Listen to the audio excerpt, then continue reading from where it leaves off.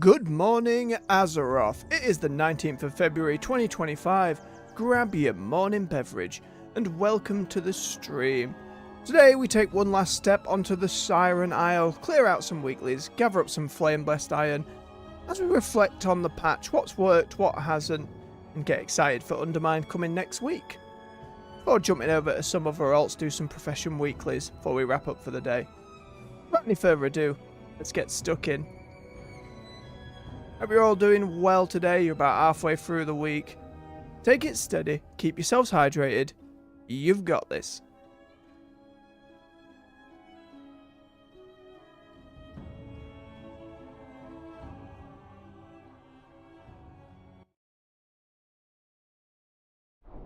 Alrighty then. Let's get ourselves up and over. Doing better today. Yesterday I just ended up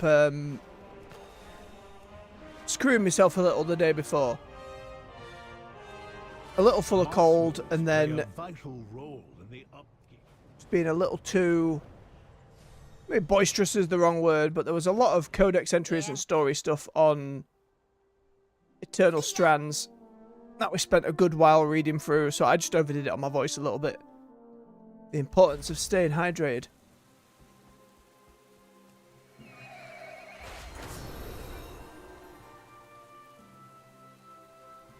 Right, little Snapdragon friend. I don't know if doing the one more today will be enough for it, but can always do another one at some point down the line. Grab up as weeklies. A conversation begins. Now, in terms of the actual process and busy work of the Siren Isle, I think it's set up well enough just to, you know, keep you busy for a little bit. I love how many different transmog rewards are on offer, and if I had been coming here every day or finding specific spots to farm, I think we would have been in a much better spot to have all the rewards.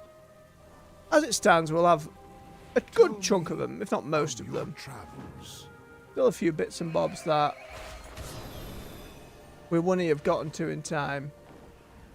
But I think the reward structure and the associated ring were very well done.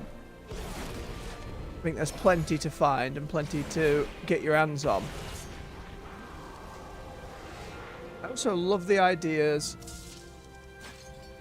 that they've gone for in terms of trying to set up 3 different factions coming and swapping every other week, or every week rather, in an effort to kind of bump up that variety in the area. I think the problem with that has been that variety doesn't actually change very much on a quest-to-quest basis. Like, the mobs are essentially just swapping with different mobs onto the same spots, the same style of quests. So while the variety in some of the rares and the actual enemies you're fighting changes things up visually, the reality of what actually changes is little to none. I think that was a missed opportunity there. Obviously, there's only so much they can do for a mid-patch, and again, didn't used to get these kind of mid-patches at all with any form of content in them, really. So I can appreciate that, and I don't mind the size of the area. I also don't mind that it is not reused per se, but leftover assets from the island exposition stuff. I think making use of assets that never actually got finished is a fantastic way to save some development time. And for them to put out more bits of content like this is a net positive overall.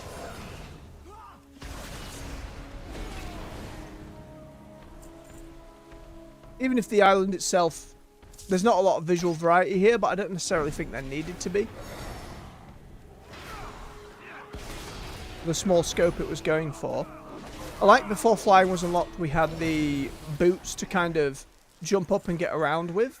I thought that was a fun way to just traverse around quickly. Once we kind of figured out how useful they were. And obviously now once we've got flying in the zone, it's a non-starter. You don't really use the boots outside of the storm phase. I like a lot of the story setup for the Isle.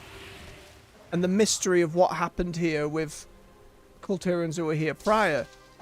But not only are those questions not really answered. Like, we didn't, other than they were going here for Azeroth and Cersei, her circlet and all of that was somehow cursed. Correct me if I'm wrong, but I believe we didn't really get any big conclusions in that regard. And the little moments of finding, like, the Kultiran ghosts out and about, I thought were really interesting. And if anything, I wish there was more of that. Because it feels like it could have been pushed a lot further. Like there could have been a bit of a bigger ongoing mystery to be solved and more secrets hidden around the Isle that were based in that. So again, I did a little bit of Googling.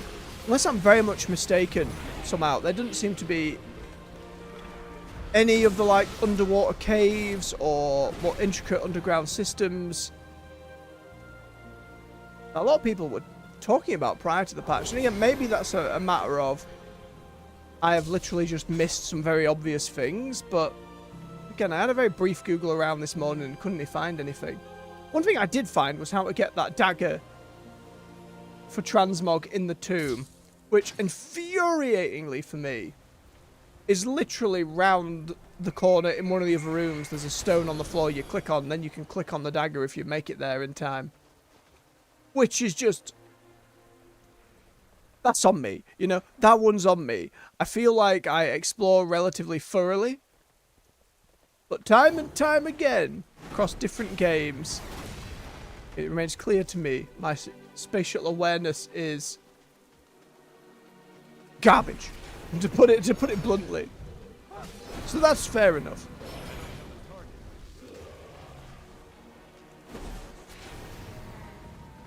And I say, in terms of story stuff, I think for each of the different factions coming to their isle, there could have been a bit more of an actual, even if it was only 1 week's worth, a bit more of an actual storyline to each one. We got hints as to why they're all here, but we didn't get anything... what's the word? We didn't get anything with a lot of meat. You know what I mean? There wasn't anything kind of deeper to go by there. Which is a shame, because I love seeing the Vicryl again. I'm always happy to see Naga, and just pirate factions is fun. And again, there might well be some more little lore bits and books about, but I picked up and read quite a few. Well, there was some interesting stuff. It's mostly just, oh, we need the power of something from Cersei on the island. We need... whether things rest here, but... the most well-teased, I think, with the Naga. It's clear Azara was kind of looking for this circlet, or Cersei, for some reason. We just, again...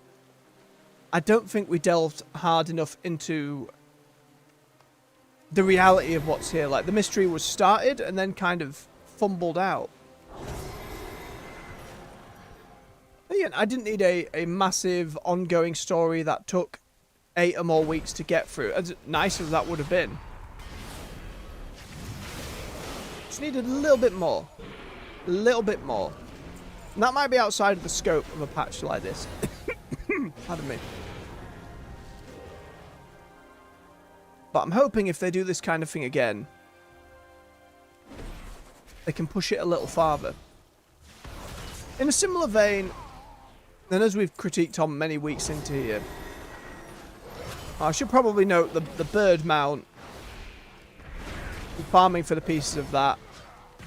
Yeah, I haven't spent much time farming or going for it, and my biggest critique there would be let those pickups be account-wide. If I'm coming here on different characters, if I'm doing catch-up gear on them, if I'm here for different transmogs, have that be account-wide.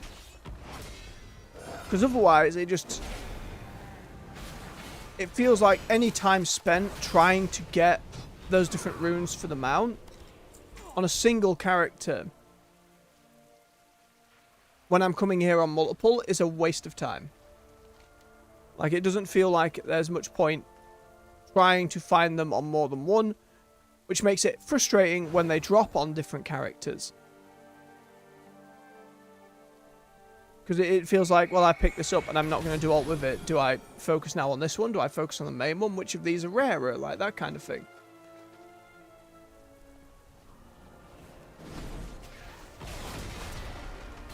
But the storm phase itself, like, initially, I think it's a really cool idea of something a little tougher, a little more dangerous, like on paper, right? And you take these wacky gadgets with you to get through things a little faster.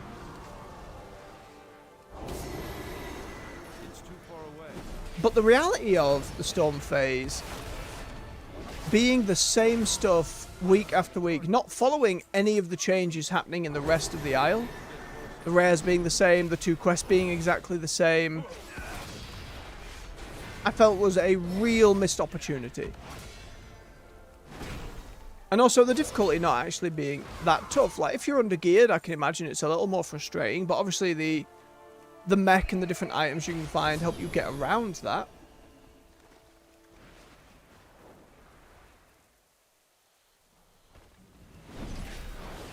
But especially when that's part of the whole weekly thing, it doesn't help at all in trying to keep things fresh. I like these chests because I get a chance to play match free. Like, I'm all good with that. I'd love a minigame where I could just do this endlessly. Maybe hit some high scores to get certain transmogs, that kind of thing. That'd be pretty amusing.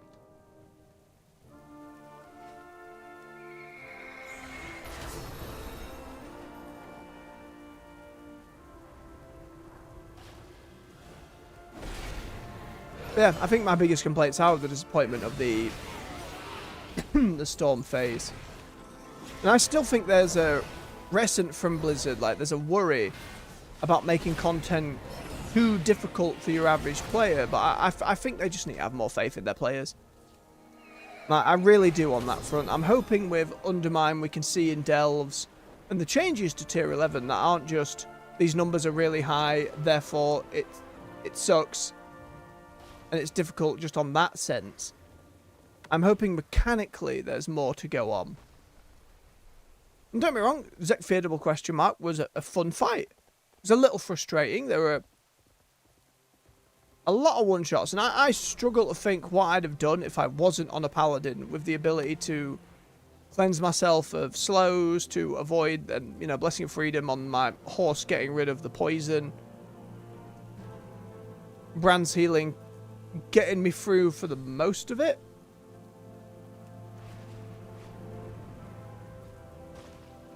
But I think it was a very thin tightrope there. Certainly if tier 11's easier and we can get gearing like that hero track of gear by doing those, and we have a pretty clear upgrade path that continues past tier 8, I think that's going to help a lot. But it doesn't solve the issue of difficulty in world content, and especially on the Siren Isle. So I can't imagine Undermine itself is going to be difficult per se, just out doing quests in the world there. I could be wrong, but it looks like we've got a lot more kind of fun activities to counterbalance that with.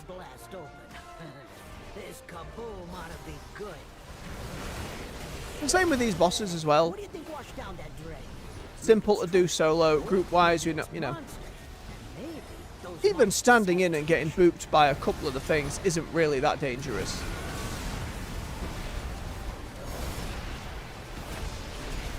Obviously, you want to scale it so it can be soloable, but even the dragon having, say, don't stand in the breath, don't get it by the wings, don't get it by the tail. And that's a little bit, but I think that's very straightforward. To get, like, look at that, that barely touched me.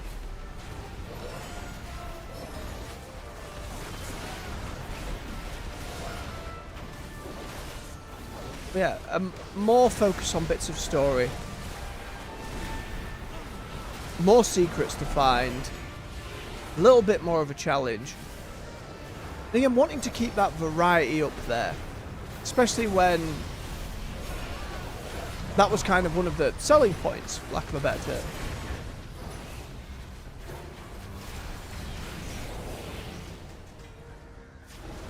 I just feel it missed the mark on it. The idea was good.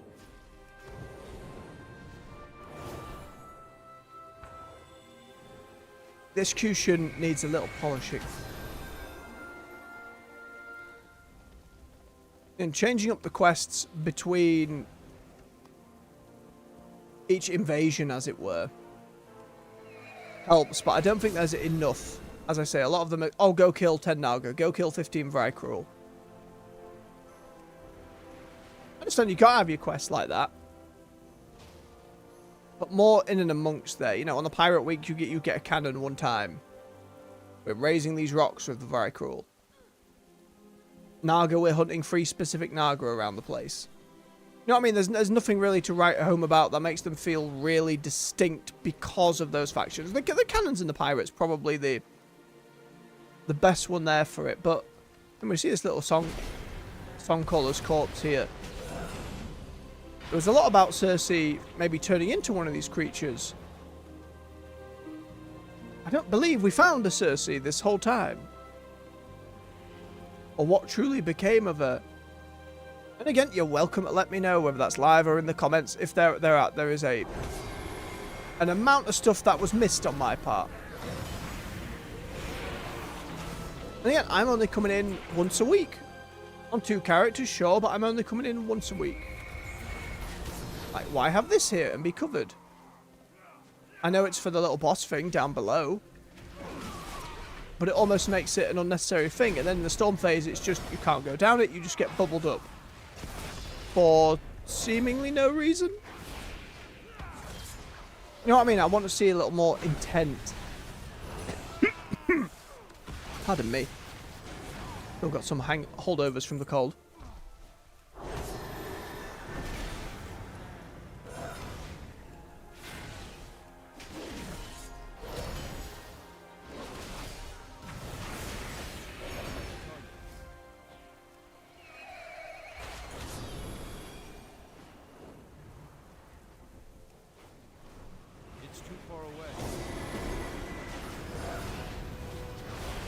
I will say I do like the little power bump from the ring. That was kind of the outside of the content itself. It was like, oh, this is your main reward. Like, you take away transmog, because again, it's not for everyone. I think everyone likes transmog, but it's not the goal for a lot of people like it is for me. And the ring and that item upgrade, how well it might serve as an undermine, I think it's worked pretty well. It's fun to have all these different effects bouncing off, and it seems like you could really focus on some of the more group-wide buffs for it. I think that's pretty cool. Gives them some room to play design-wise.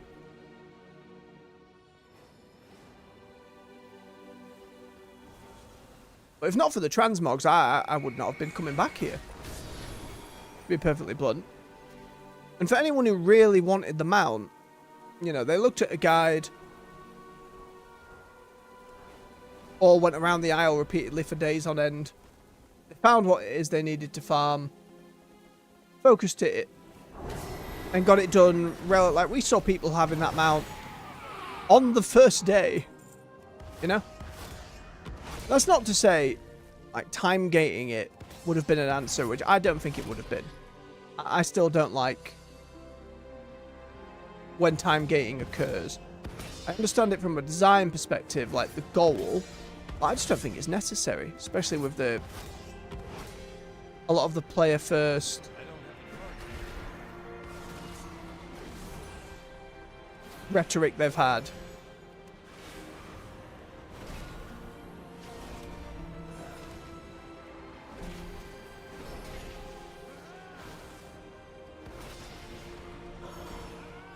There you go.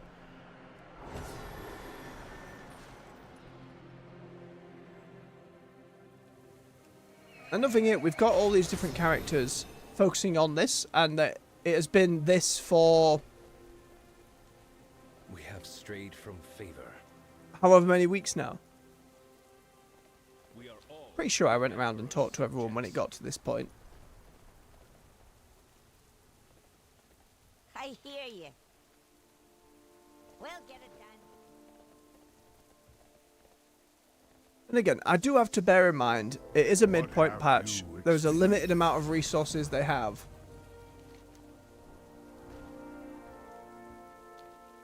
How many more books do I need? Ooh. This I like. I love... Massive tongs. I love that there's a load of transmog just here that drops on occasion. That's awesome. And while I wish there was a clearer list for it, it's still really cool. And for a player like me who loves his transmog, as long as you've got a decent amount of transmog rewards, I'm happy. You know? It doesn't mean I cannot critique where things are with the zone.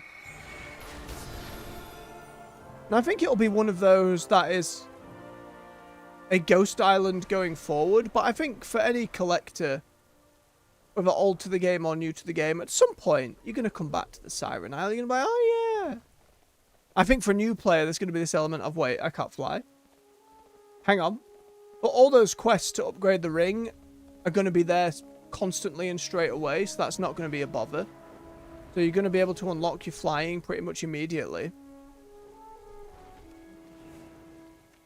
Then over the course of 3 weeks or so, you're going to very easily able to hit all the rares and rewards that you're going to want. I think in terms of being able to go back to content, because sometimes for some areas, like if you look back to the Shattered Sun and that isle in Burning Crusade, you're still going to have to go through all the different weeklies and stuff. Like the time gating kind of thing is still in effect. So actually catching up on that. So obviously there wasn't really transmog rewards and whatnot back then. Hello, hello.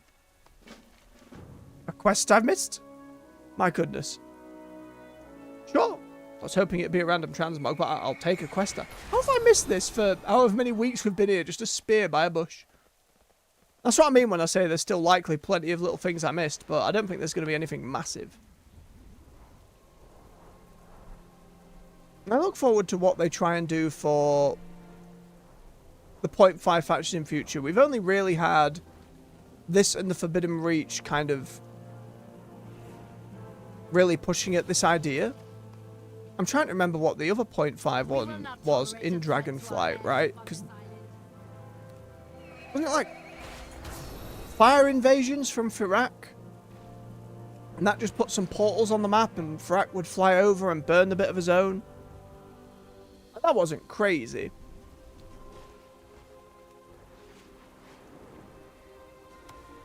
And it was just another way to earn bits of gear. It wasn't necessarily really interesting story-wise. I understand it's easier to make player power rewards than it is other stuff.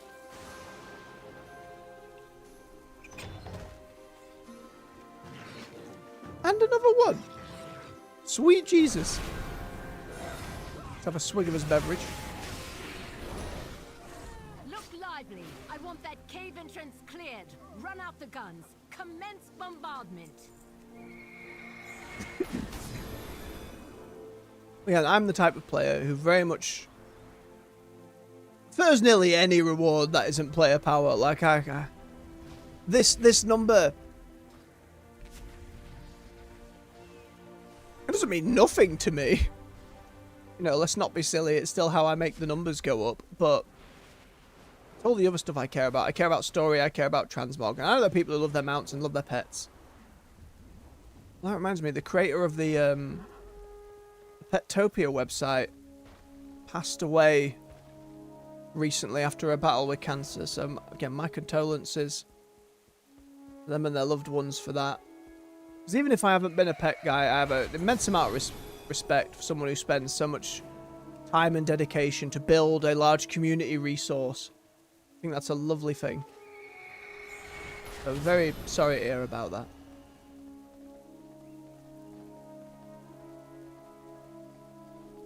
Again, my focus has always been story and transmogs, and that's when we get to Undermine. It looks like we're going to be in for plenty of those.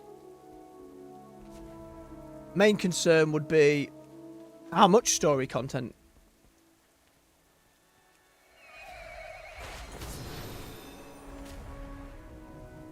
Like, am I going to do the stream on the 26th, and by the end of that stream, you know, between 2 and 4 hours, am I going to be done with story content on Undermine? Is it going to time gate that content? Am I going to have to level up each of the cartels? Like, something they did in Dragonflight that was universally unpopular was in each renown track, like the ones we've had for the War Within, at different levels of those, there were new story quest unlocks, kind of locked behind them. While I didn't mind it per se, and I think certainly with it being account-wide in the War Within, it'd be a little less harrowing. It was still very frustrating to have story locked behind these mini grinds. So I'm going to hazard a guess that that is not the case for Undermine.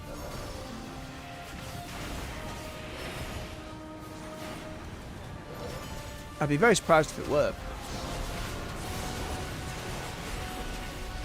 And again, with all the different factions and world quests there and the new drive mechanic and, as I say, various mini games they've kind of hinted at across their social media and marketing on the matter, I think we're certainly going to, like, I'd be very concerned if we get to Undermine and it feels like the Siren Isle in terms of stuff being done. So I think we'll be fine in that regard, and it'll tide us over for quite some time.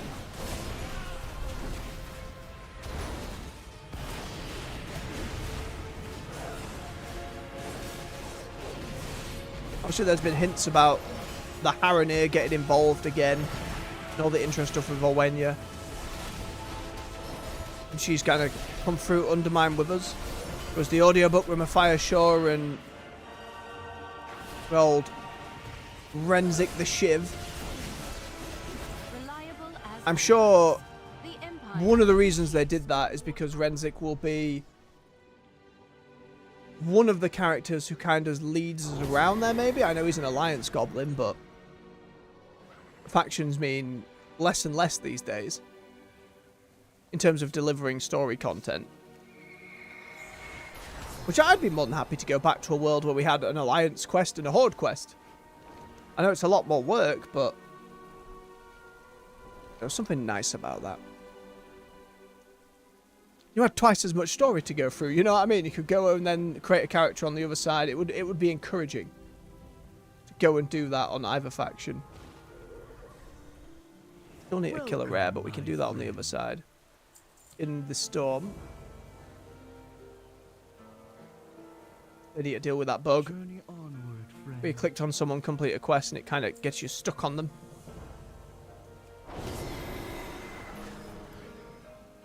Outsiders are a welcome surprise. There's various hand-ins. Treasures from far and wide. Okay, nothing fancy. It is just I found an item here. Hand it in, get some flame iron. That's fine. Just again, I'm sure someone's got a guide out there where you're like, here are all the interactables on the island. Go pick them up bit by bit by bit. No bonus quest from you yet. Maybe it requires another day. We'll see. And I'll mention this at the end of the stream later on as well. Plan after today, as well as the last of the Siren Isle, I'll also be likely finishing Eternal Strands this evening. So I think I'll be taking a few days break from streaming to try and get the Twitch stream set up and all that account and page over there up and ready. Regardless of that, how that turns out, we'll be back for Undermine this time next week.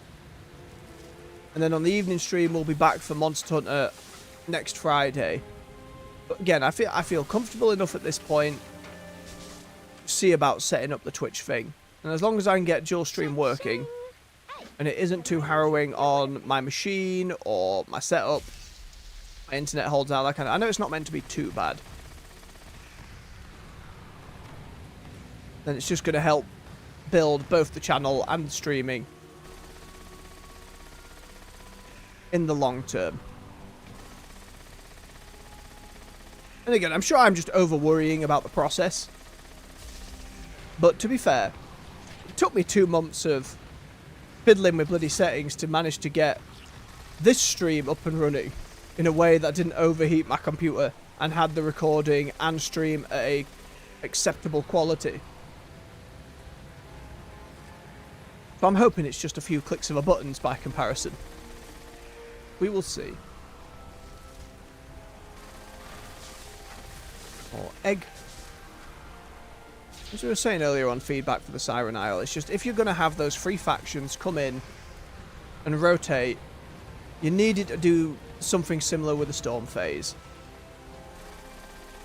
Because coming here after, yeah, great, we managed to kill some Vrykral, we've killed some Naga, we've killed some pirates. We'll always come back to the eggs.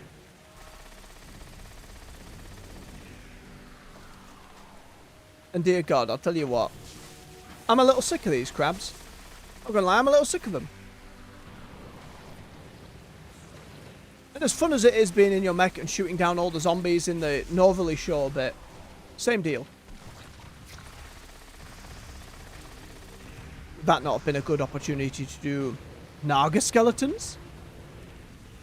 Pirate skeletons? You know, even if the actual... See, there's another fragment. I got 2 on this character, I got like 2 on the other one. In that downtime of the stream being off, I am going to have to, I think, spend a few hours sorting my bank and stuff out. Just so I can clear my inventory a little bit. I'm hoping Undermine isn't going to fill my inventory with loads of random crap. It might. Can't say for sure. I just hope not. I think that's a design problem they ran into numerous times still in Dragonflight. And while it's certainly been better in War Within, look at this bag. Right? There are random usable items. There's a couple of sentimental trinkets in there for sure. I shouldn't be keeping this lucky horseshoe. My Trial of Style tokens should be a currency by now. This Dragon Isles Expedition Kit I probably don't need. They didn't need one in War Within to climb up walls.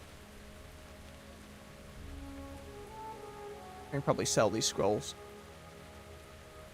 Those are just things we picked up around here.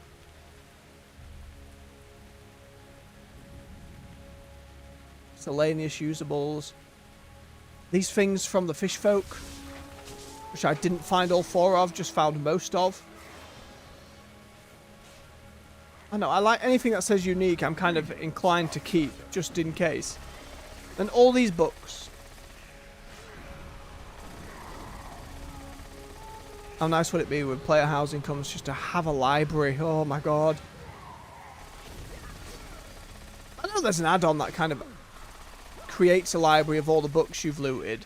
So that data's in there somewhere. But in a similar vein to Transmog, until I know for sure that stuff doesn't need to be picked up again, which when Transmog first came out, from what I remember, there was an element of retroactiveness to it. But it wasn't everything. And obviously if you looted something that your class couldn't equip, that didn't work until the warband changes. Now luckily my paranoid ass kept a load of stuff up until the War Within. Not everything, but enough over time. Thinking maybe that'll happen one day, and it did. So again, until we get to that point, just got to keep hold of all the books, you know. I need to be sure. This way you get these threats eliminated is just to kill all of these things on this beach. So they spawn very quickly.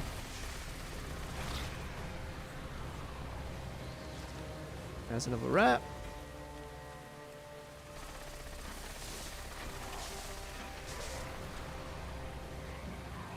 Burn, skeletons, burn.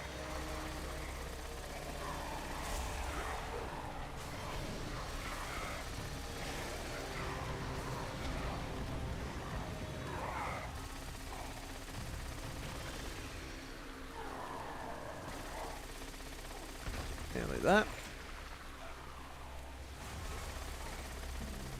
And so for this threats eliminated thing, I think all it needed was a third quest. You know what I mean? Just a third quest would have got that nearly to 80, 90 without the need for just spam hitting things. It's not like it's a real long grindy thing by any means. It would feel a little smoother. Like hitting those goals as we go kind of thing.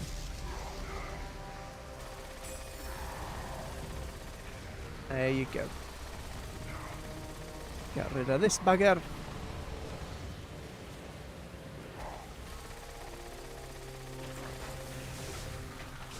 Right, and inside. Well, we can, unless I was lied to in said video, or there was an element of it that I've overlooked, you'll be able to get that fancy dagger transmog.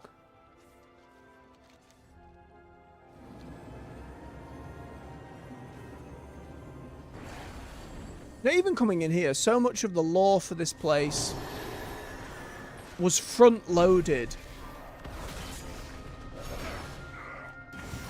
without much of any follow-up. And again, I find the idea of this place and everything that went on here fascinating. But, it petered out real quickly. And it's a shame because they set up an intriguing mystery here. With Cersei and everything going on.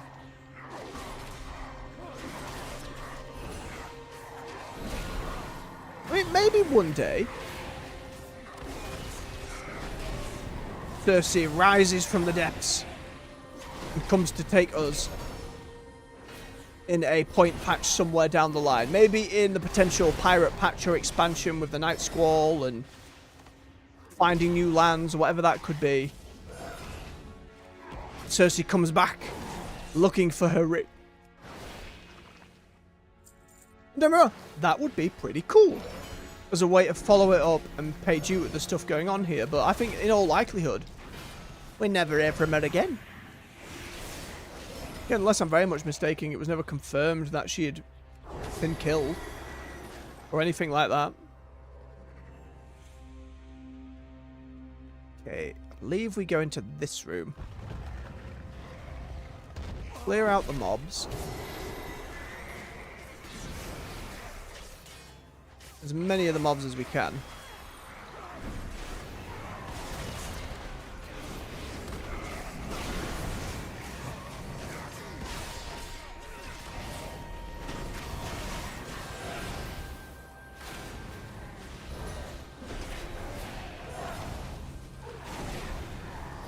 Because then what we're looking for should just be on the floor over there. Which again, if it is just right there, I'm going to lose my shit.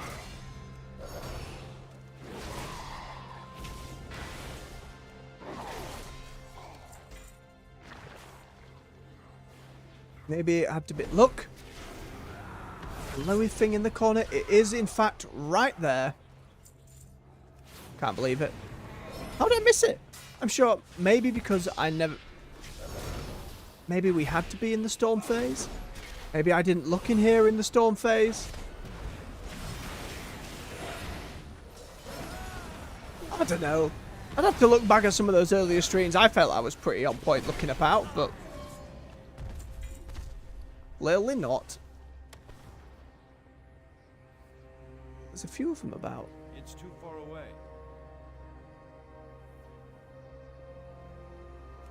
Grab this chest. And then this thing.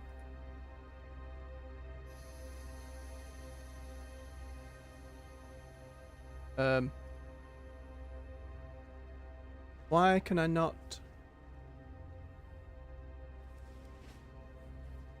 There we go. Okay, so 2 minutes.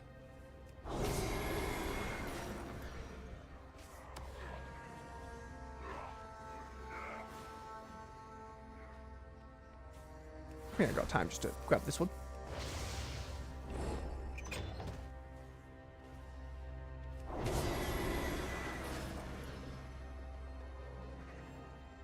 So we have this buff now. So, in theory, we can just run over to the dagger.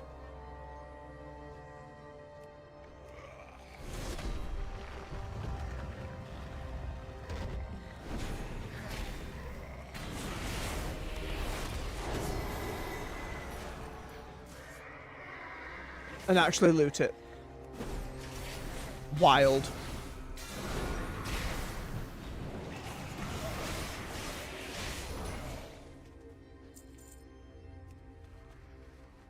And it was that easy.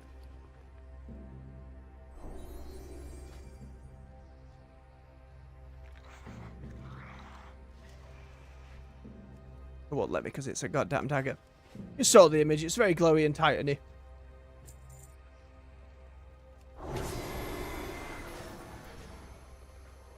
Make our way out.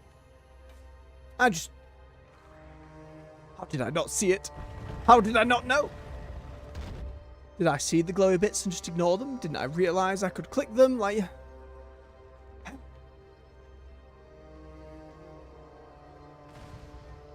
the very least, we've got it now. Mystery solved.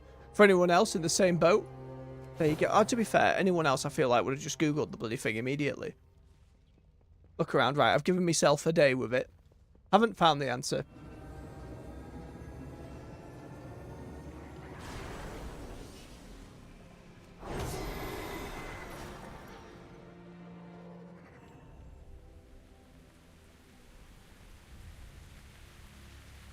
Sacred flame There you guides go, your fella. way, friend. Good luck, Regald. Maybe we see you again one day. Then right-clicking the thunder icon. And we're back over here. Isn't it nice? Can hand in the elite quest too. The flame burns for all of us. About 3k or so there. Oh, another bit of transmog. Mop. Delightful. I think that's the second mop we found, ironically, which is very silly.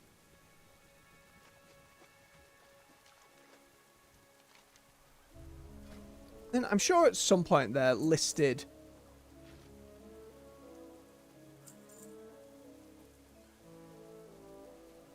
In the transmog section, if you're going through, I wish in all this, right, and all the filters, I could sort, like, go into another list and sort this by zone, area, patch, that kind of thing. Just really break it down a little more. I know what you're saying over there. I know what you're thinking. Barrow, there's an add-on. There's an add-on that solves all of these problems. I don't want an add-on to solve my problems.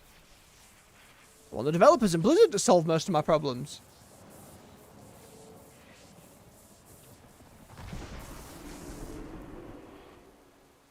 Swig of his drink.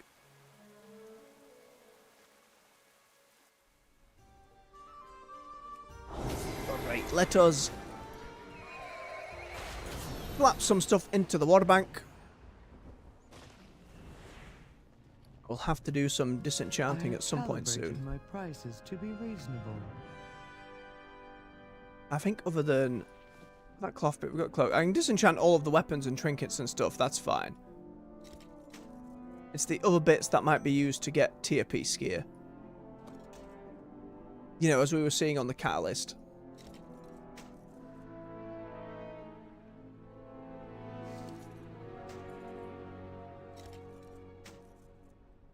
Some fancy belts, maybe. All this other stuff we can disenchant. And we'll probably go through and do today, actually.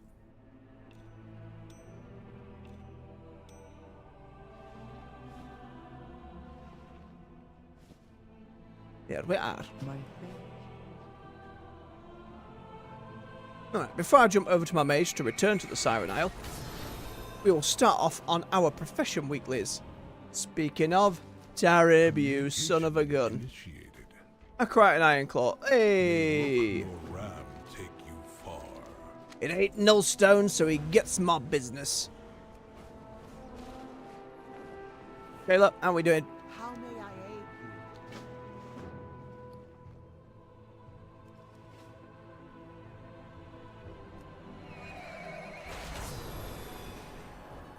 you? Ooh, the blacksmith. Ideally, we're looking for double knowledge.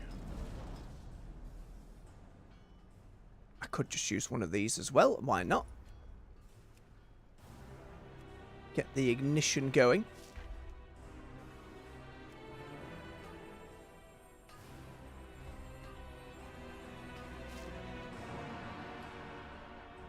This does increase my blacksmith. Actually, while I'm here, the fact it's an upgrade for sure. Get my blacksmithing closer to 100. Might as well make all of them.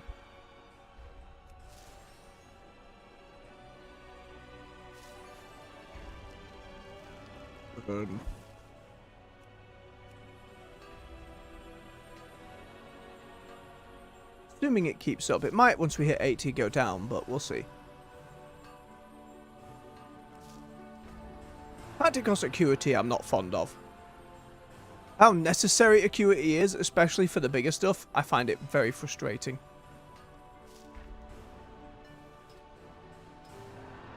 Alright, we're looking for doubles.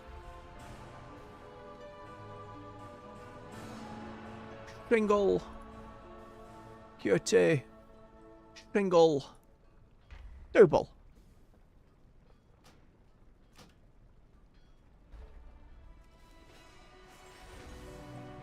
Beautiful. Acuity, single, double, which requires 6 sanctified. Nope, I couldn't make even if I wanted to. Acuity, single, and a double. Fantastic, a cheap double as well, isn't that nice?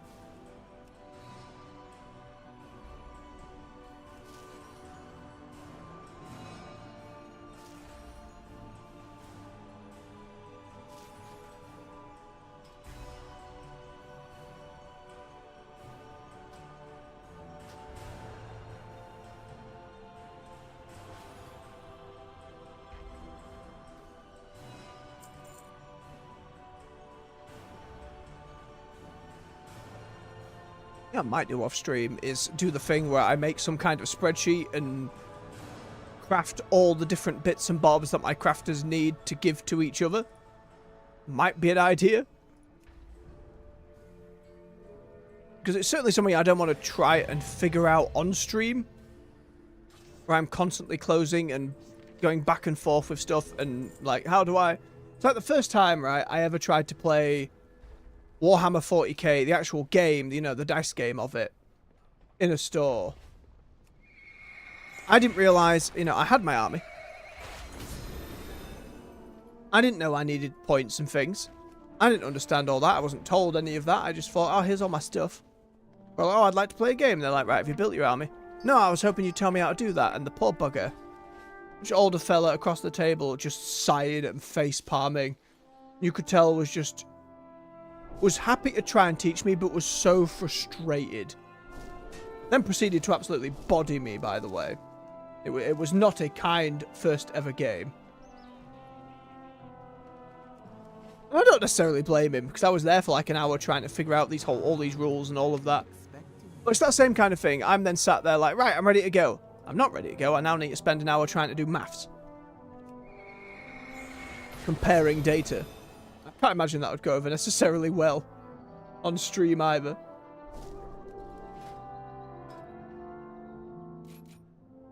Even if sometimes I've done similar. It feels a little more egregious. Whoops.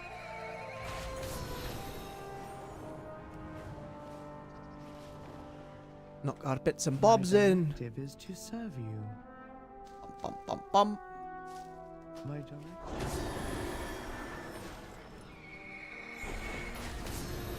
Not quite all the way there, not quite.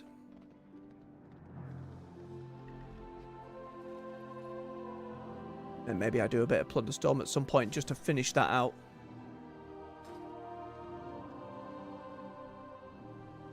Right, let's jump over to the next set of vaults.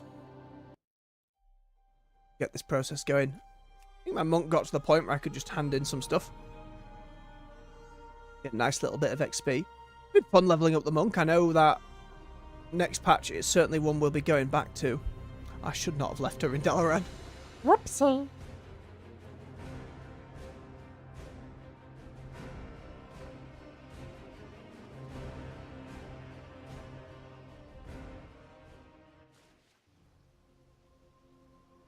At least the time walking vendor's still there. I just don't know if he's still gonna be there when Turbulent Timeways ends.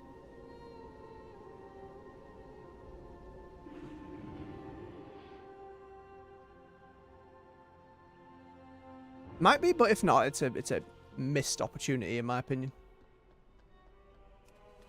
Right, let's hand in our skins and our herbs. Also need to go and use the sharpen the knife, lest I forget.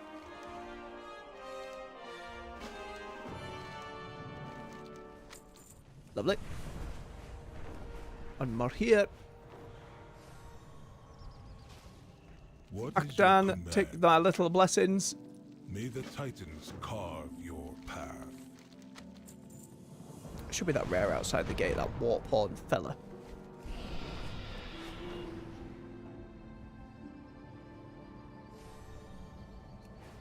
I'll count as one to sharpen the knife, surely. Somewhere over here, aren't you?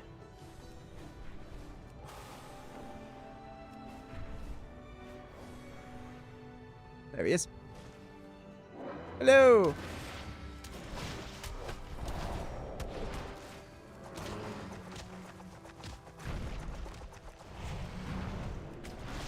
I need to get closer. I interrupted Gabe. Death. Such a crazy ability. I like it. And skin. Beautiful, loads of stuff.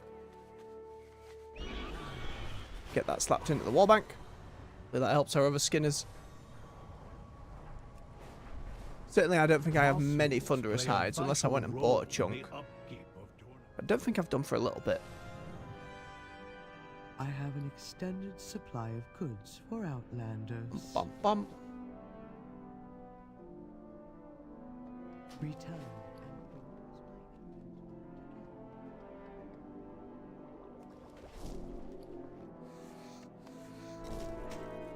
I may end up doing my leveling off stream as well in that time for setting up with the Twitch stuff. Just a little bit on an evening.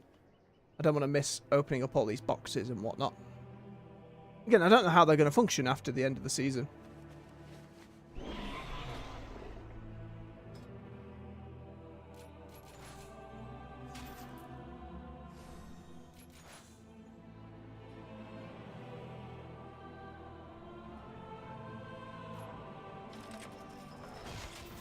There we go. Right, next.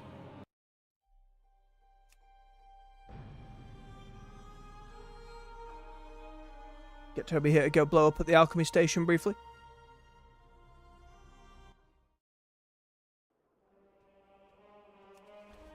This transmog came out alright. I'm still annoyed that all of the discussion around that was lost on the day because of the mic issue. Which I literally just looked over at OBS to be like, hang on. I've checked today, right? We're good. And yes, we are in fact good. All is well. The mic is on and working and not randomly turned off by default. Who wish to speak? Ancestors watch.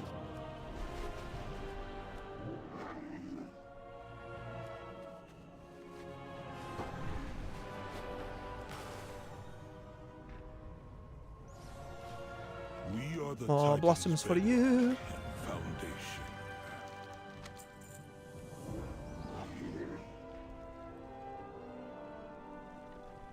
First thing we do is we make it explode, which I need more catalyst.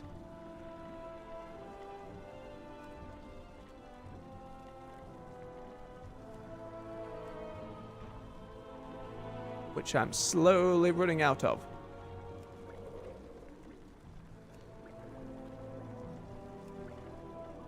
Probably let all of these craft then, because I'm going to need more of it.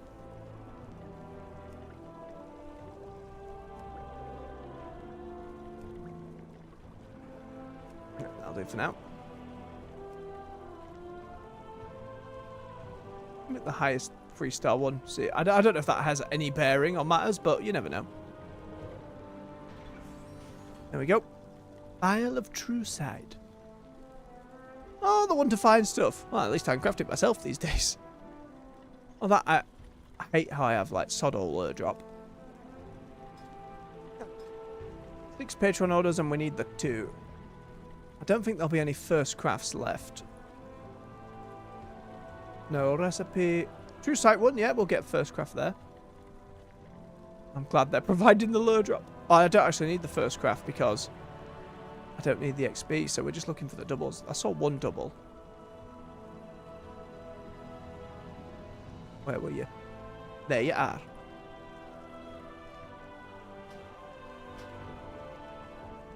I say we'll get these done on each of the different alts, and then we'll jump back to the Timeless Isle.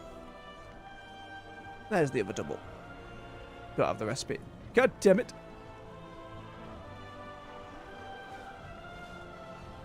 He's okay. So there's our 2 alchemy ones. Silly hat. I do like the idea of the profession clothes. I don't understand why they weren't then made available for transmog. I don't know why it's kind of separate like that. Doesn't feel like they should be. Or there has to be any need. Maybe it's some kind of technological thing where they are in a category of some kind that makes that difficult.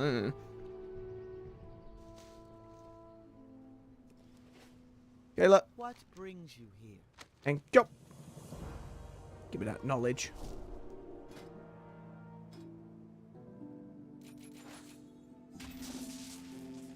Where were we on alchemy? Oh, just filling up this one. Okie dokie. Now craft this flower.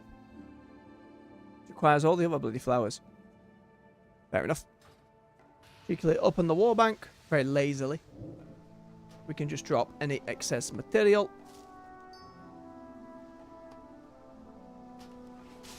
Right, and on to the next.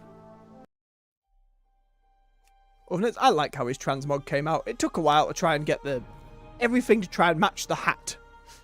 It worked out okay. Took longer than expected though. I do like the old Burning Crusade pauldron as well. Worked marvellously. A little hard for a Fury Warrior to look like an Inquisitor with weapons this big, but you know, it works out okay. Right, and he's got his last bit of elusive bait to put down as well. But we should have plenty of the materials we need just to hand in the... Quickly there. There you go. Quickly grab the other profession one. And we'll briefly run outside to throw down our little bit of meat.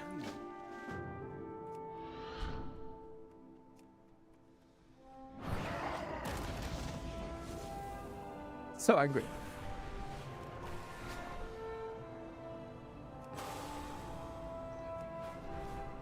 Pretty much anywhere there was grass slightly outside of the city, so I think this is far away enough. Nope, too close to a town. God damn it. It's too far away. Yeah, still too close to a town. 1 field over, and that's fine. There we go. Now, we very unstealthily lie in wait. Unless there's some really secret stuff about the place, or you need to level up this bait way more, I'd love for something super dangerous to randomly show up. Boop you in the nose. Aha! An elusive storm wolf. I need to get closer. Go very unnecessarily hot. Ham over it. Thank you for the skins. It still seems like that sharpen the knife one is way more lucrative than the bait does. I imagine a combination of them both is actually pretty good, but given you can only go one specialization path at a time, that makes it a little more troublesome. What was I doing training? Did I have alt left on here? Nope, we learned it all. So I need 3 orders. And because we're max level now on them, we don't need to look for first craft. We're looking for the doubles. No recipe for that one. First craft and a double. Very nice. Which is these little orbs here that increase our knowledge by 2. Oh, it's the alchemy one. Again, I'm going to need to do that in some downtime. Craft all of my stuff for my other characters so they can better craft stuff for other characters. Keep the train rolling. That's a single. That's a single. Shingle again. Acuity. Acuity. Double. Need to concentrate so we can hit it at the quality it needs. There we go. And one more.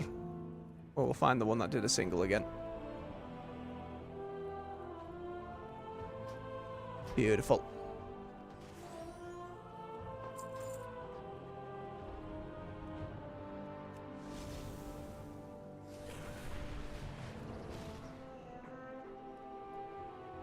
Okay, look, your stuff. And go. I've got to go to the goddamn mailbox. Whenever you complete a crafting order, it sends you their rewards here as well. There we go.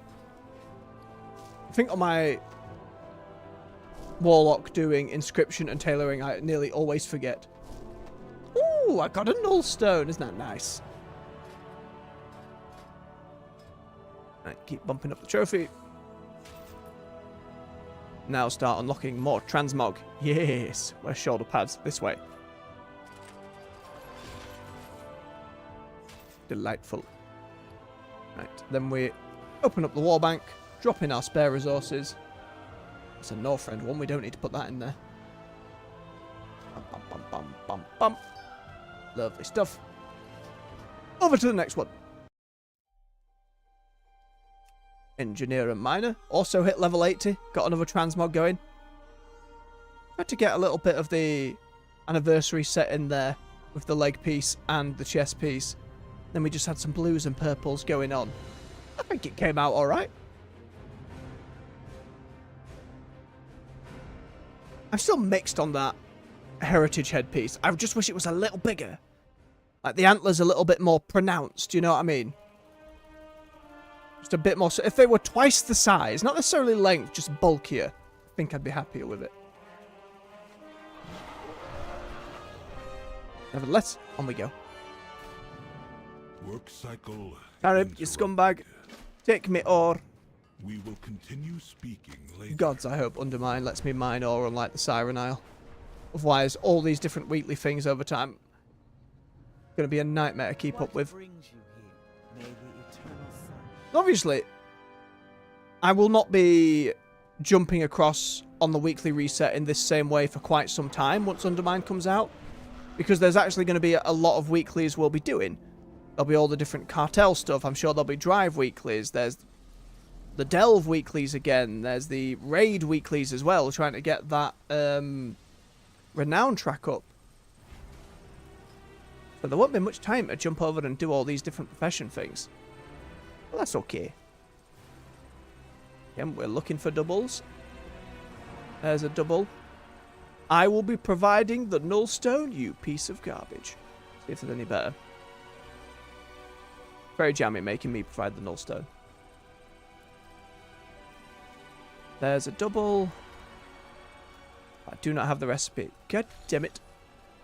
Oh, that reminds me, before I do these, I need to try and invent something. That's got the cooldown, doesn't it?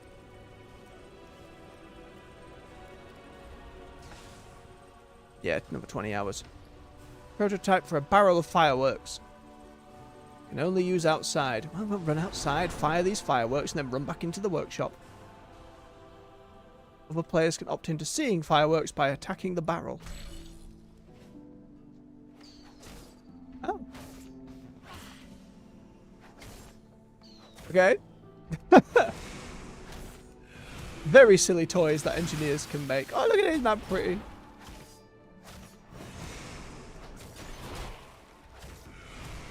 Fancy. Alright. Well, it wasn't the recipe we wanted for in here, but it'll do.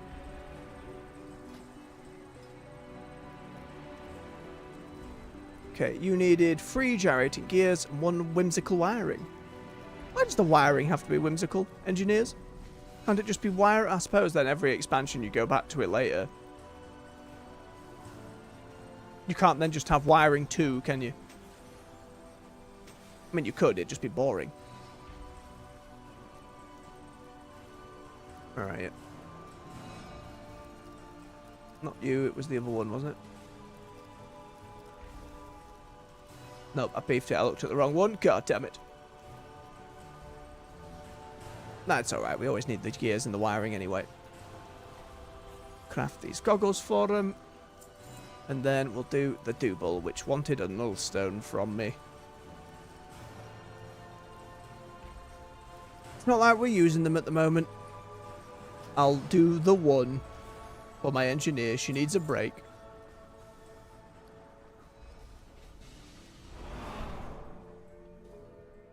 You no longer wish to watch the fireworks. Get rid of this buff. Does that remove the barrel? No, the barrel just remains for God knows how long. Well, the city can enjoy that barrel, I suppose. There we go. Oh. You wish to speak? Thank you, Kayla. Grab our stuff and our knowledge.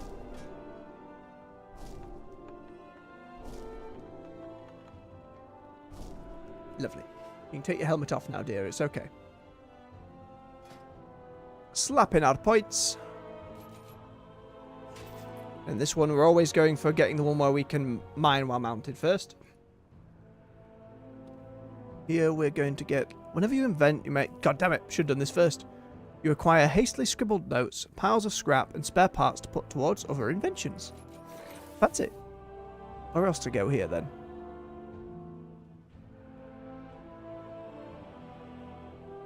That's just a buff. What about this one?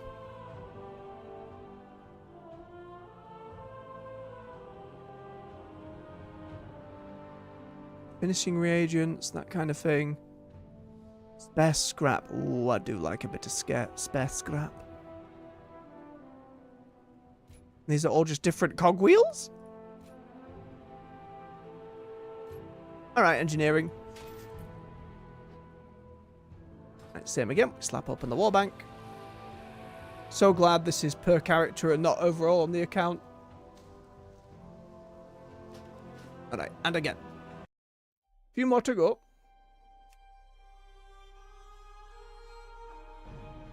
Hunter now in hodgepodge stuff. Bless him.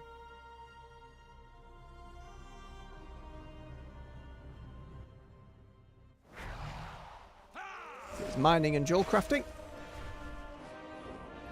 Same again. We're not by Tarib. He takes our ore off us. Gives us more knowledge.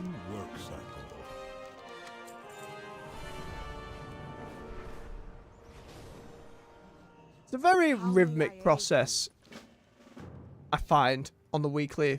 Jumping across characters, sorting all this out. The warband bank makes it tolerable.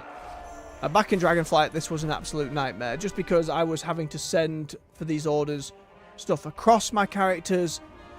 Patron orders didn't exist, so they were constantly having to create private orders for my own characters. It was just way more fiddly than it had to be. I look forward to whatever quality of life stuff they're able to add to it in future as well. Right, looking for doubles again. There's one. And it's cheap. Lovely stuff. Concentrate. Look at his fancy jewel crafting eyeball. Monocle. Apparatus. I like it. Ooh, a first craft as well. Why not? I need a decorative lens. Which needs an ambivalent amber. God damn it. We have to try and find some. Let's do a little bit of prospecting. I wonder if that bug's still there.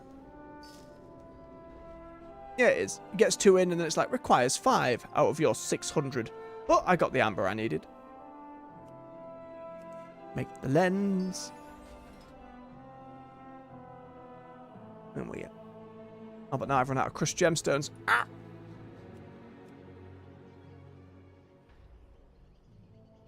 Do these rubies. Crush! There we go, that's enough. A little annoying, but it's fine.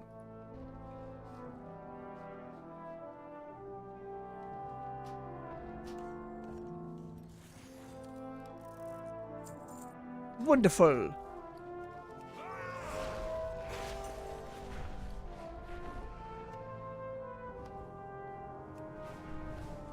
I love me a Wolf Wyvern, by the way. Adorable Legion mount. I imagine in remix that they get to at the end of the year, they may do recolors for these mounts as well, which would be very nice to see. Can't say for sure, mind you, but I'm hoping there's a lot to get. The winds guide you. If Pandaria remix is anything to go by, there'll be some lessons learned as well. Gonna have the knowledge. Up and spare the bag. Pardon me. Same again on the mining front. Don't know why mining's 60 and herbalism's 40, but seems unreasonable. Keep going this way. It's just filling up each of these gems now so we can find more and different gems as we prospect through different bits of ore. Right, Warband Bank. Chuck in the spares that are not drill crafting specific. And to the next.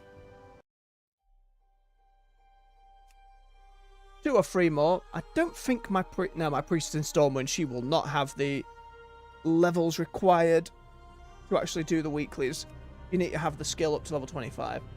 Warlock hit 80 as well, and we got a little bit of the raid finder gear. Not for actually doing any raid finder, but because of all the epic gear we'd found on the Siren Isle, we're able to use the catalyst and just build a tier set. And in theory, we can upgrade these bits of gear at the different vendors over time from Valor Stones, even if it's not current content, to unlock the next set of colours for this tier set. It makes going back and farming old sets much more doable. Also, this set just works really well with the Nightborn and the fancy iridescent tattoos as you zoom the camera around her. Very nice. Alright, the Warlock's the busy one. Very unfortunately gets buggered by a lack of cloth. Winds be at your back. Especially the fancy cloth, which has its own cooldowns and stuff as well. Like this Duskweave and Dormy stuff, you can only do 20 at a time. And they require different stuff. There's a lot of different types of cloths and bolts. It just gets confusing when you're trying to do a little bit on every class, or on every profession, rather. It gets a little overwhelming to try and store it all in one's brain, especially if you're playing more games than just WoW. Oh, make sure there aren't any recipes. Nope, she hit 50 and we're all good there. Let's have a gander. We're looking for doubles again. Doable doubles, mind you. Oh, there's the I need 3 Weaver Cloth. Weaver Cloth. Here we go, get those. Twizzler's Thumbs. I think one day WoW crafting will have it set for a profession, rather than kind of just blacksmiths slamming the hammer down. There we go. That's 3 tailoring and 2 inscription. Then we'll have a bio break and take our mage back to the Siren Isle. Oh, lovely, and I have the other resources. And one more. Single, acuity, we're looking for a double. Ah, no double. Only singles left. It's alright. Inscription's the difficult one, because I am very quickly starting to run out of herbs, and we don't have any more lure drop, pretty much.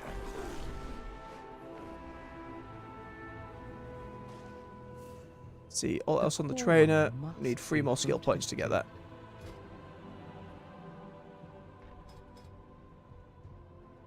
That's a double. Hey, and they're giving me the stuff. I don't have the recipe. God damn it. Robbed again. Okay, I need ink and a cipher.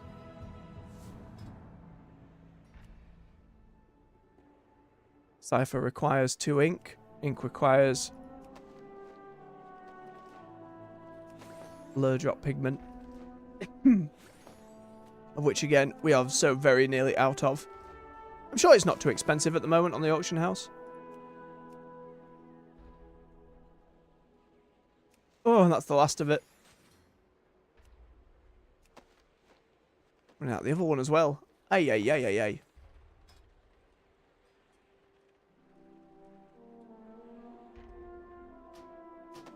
Luckily, we only need 2 of the inscription orders.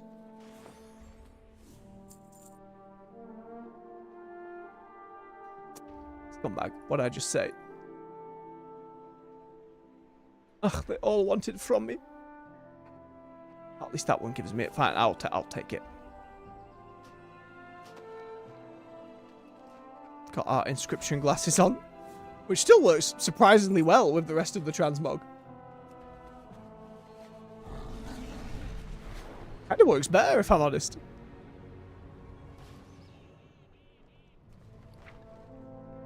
It's a nice set for your druid things going on. Sure, the helm's separate from the rest of it, but even so, it's nice. Oh, look, last week's are here. Hey, hey, hey, hey, hey. Come on, Bayonetta.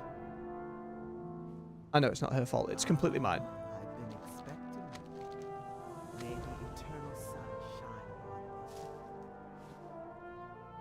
you. Right, grab up all the knowledge.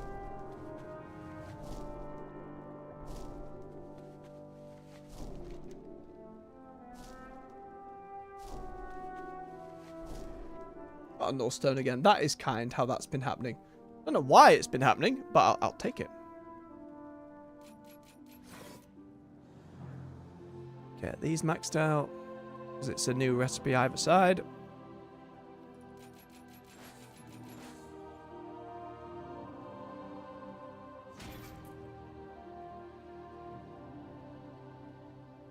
Big buffs. Ah, it has its own little tier set. Isn't that fancy? Oh, pardon me. Lovely stuff. Oh, I can actually learn these other recipes that I've had as well. Description needs to get a little higher, but we'll take that. She's just a yellow tunic. Also kind of goes with the outfit if I didn't want to dress. Very well. Right, we slap the other stuff into the warbank. You know, the song and dance. We've been here before. There we go. Bit of death squeeve. Right, then all we got left is the demon hunter to do a very quick bit of handing. That's it. We'll take a quick bio break, then I'll jump over to the dwarf for our last dalliance through the Siren Isle. See if we can pick up. We're not going to be able to pick up his entire ensemble. The Earthen and the dwarves that you get there. Speak. Just because the drop rate of those The Titans like chunks we need. Like the first time around where it was Storm Phase and the normal Siren Isle was bad enough. But it being just the Storm Phase and the drop rate still being garbage, it's going to be a long-term goal on the mage. Just they're going to be sat there for years on the Siren Isle. There we go. Oh, there's actually the quest in here. So even if I haven't got any professions that do the crafting orders, you can come in here, speak to the requisition officer, get this one, talk to this person which introduces you to the system, go back again, and then you can just get a bag of ore, wool, leather. I will get the tailor's stuff because that is what we are lacking, besides herbs. Didn't it give me much? Right, very lazily open the wallbank from here because why not? Oh, I nearly forgot.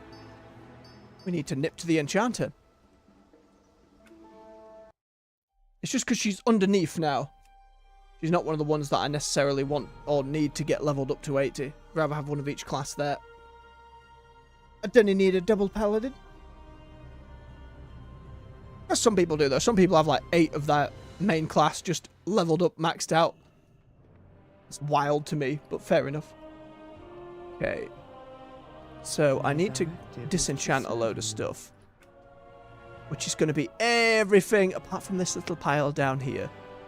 Because that can all be transferred into different tier sets and fancy gear in the catalyst. The rest, all going to be disenchanted. Which is why I have it on a mouse button. Nom nom nom nom nom nom nom nom nom nom nom nom nom nom nom nom. Oh, look at that horrifying bag situation.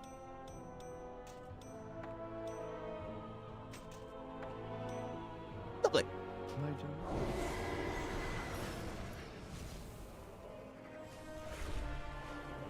Shall we get her 2 weeklies? Tarib. You have a query. Take my ore. Order. Thank you. Over to the enchanting one, which again isn't a... You don't have to do crafting orders for enchanting, you just have to give them some of the dust. Cycle interrupted. Which I'm hoping... Yep, I have a big Return epic if crystal. you wish to Can speak take that, again. so we'll do our learning first. Because... it will help me in my disenchanting process. Let's see, where was I? Ah, yes. Not quite enough to hit a nib, but that's alright. Just means more resources when we're disenchanting. From what I understand. Okay. Now we got to make sure there are no transmogs to get. Yeah, there. Add that to the warband. Add that one. I'm so happy you can do this now, just on any character. It's so nice.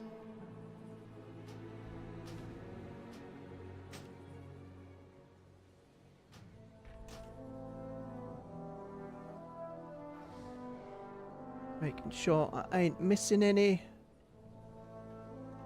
Definitely want to have the fancy shield.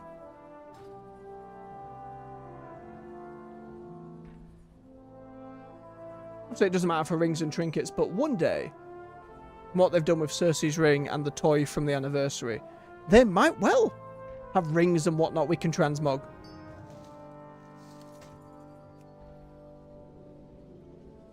And the process begins. One by one.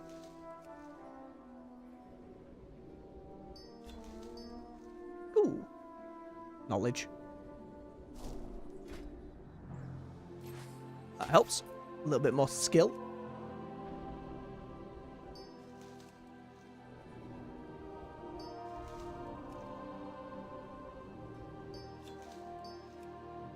And another. It's not going to make much of a difference now until I get to 5, but that's okay.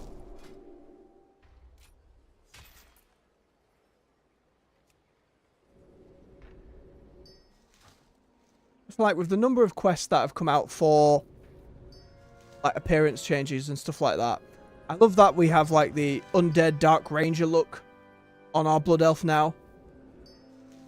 And also the outfit was, or the idea or headcanon rather, was this character has pirated around and found bits and bobs. There's like a specific raid transmog piece down there, there's a bit of the blood elf heritage, there's the plunderlord stuff, and there's like the blood elf death knight specific one. When you do the heritage quest, I believe there's another quest adjacent and nearby that gives you that outfit as well, that the belt is from. So the idea was like, she's gone around and just gathered a load of stuff. And the old blade, it was one of those unique weapons that I think has only gotten one recolor since. And even though the model is old and janky, and I imagine in Midnight we will actually get an updated model for this damn thing. But it was one of those Horde exclusive ones. That there was a brief time in Mists of Pandaria where my human paladin main was briefly a blood elf. Just experimenting with friends and other patches. And went back to the Ghostlands specifically to get this weapon for transmog. And then when he jumped back to Alliance, I still had it unlocked. Which I was very happy about. Obviously it doesn't matter these days with warbands and stuff. You can go get it and you have it forever. Ooh, there's another one. Another 3. Not quite enough. I wish disenchanting up to the level of it. Ooh, a 4. Very nice. Like, you know, would get my skill for enchanting up, but I suppose they just want that through actually enchanting things. Now, and it'd be weird if enchanting and disenchanting was turned into 2 separate professions. Like, disenchanting was its own thing. I think that'd be a little silly, but when you're sat doing this, you kind of think, why not? Maybe that'd just be padding, I suppose. Especially when we're already eager for new professions to be in. A lot of folks with player housing are hoping for some kind of woodworking or stone masonry of some kind. Obviously, we'd want all the other professions to have something to do in player housing. Enchanting's one of those I haven't really thought about. Maybe you want enchanted curtains, where they flow and look fuzzy. Like maybe some colours are wafting off them. An enchanted candle or chandelier, that kind of thing. Maybe you take something one of the other professions can do and snazz it up a little bit, and that's enchanting's contribution to player housing. Maybe you make your armour stand you make from blacksmithing float. Make it some kind of arcane servant that rolls around the house. Like arcane armour in D&D, you know, where it's like possessed. Somebody walks into a spot on your house and enchanter's got it set up so stuff moves about. Book flies off a bookcase and can just natter to people. There's all kinds of little ideas. I'm sure there's a big board somewhere in Blizzard for every profession and what they're going to do in player housing at some point, but whether or not that actually comes through at the launch at the end of the year remains to be seen. Again, whether that's live or in the comments, I'd love to know what everyone else is really looking forward to about player housing. Like, what thing out of what they've announced with neighbourhoods and how it's going to work and how it applies to your warband, what thing haven't you heard that you really want to see the feature accomplish? What do you want to do in building your own house? Oh, look at all that. Right, slap all that into the warbank. Just because other professions tend to use enchanting stuff as well, so she doesn't really need to keep it all. And the joys of the warbank, meaning that everyone can craft from everything in here. It is starting to fill up with these goddamn cards, though. I'll have to do something about eventually. Right, let me just go and sell my junk to Garib. Honestly, these two Irvin down here. When we move on to the next expansion, I'm going to miss them. I have calibrated my prices to be I know you do, you piece of garbage. Making me give you null stones on occasion. Makes me sick. Alright, we'll leave Morgur up here for now. What I'm going to do is I'm going to take a quick bio break. Then we will jump over to the mage, return to the Siren Isle, and do our last bit of Flame Iron collection and weeklies there. See if I can bump his ensemble a little bit. Let me just tippity type that into the chat. Tappity, tappity, tap, tap.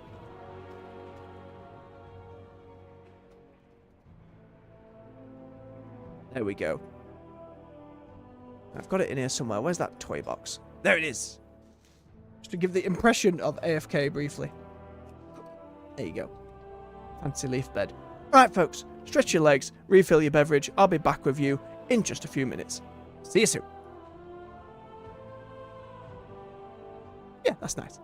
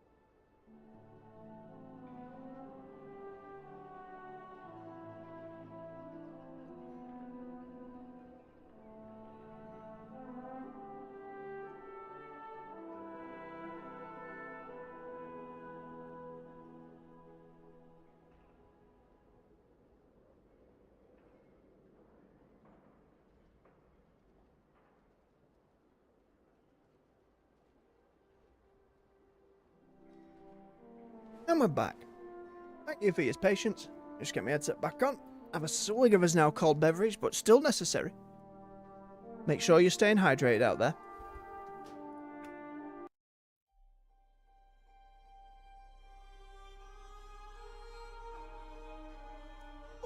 Alright.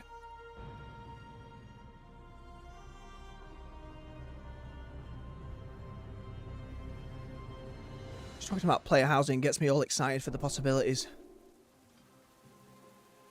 I'm really hoping that, as with some of like the specific like race armor you can get, like the Tauren's big totems for example, where it's limited by race, I'm hoping we don't have any such limitations for making a player house. If my human's the only one who can make human-esque stuff in his house and I can't have any horde stuff or any specific racial stuff, I think it'll be pretty annoying to see those limitations. I'm hoping they won't do that.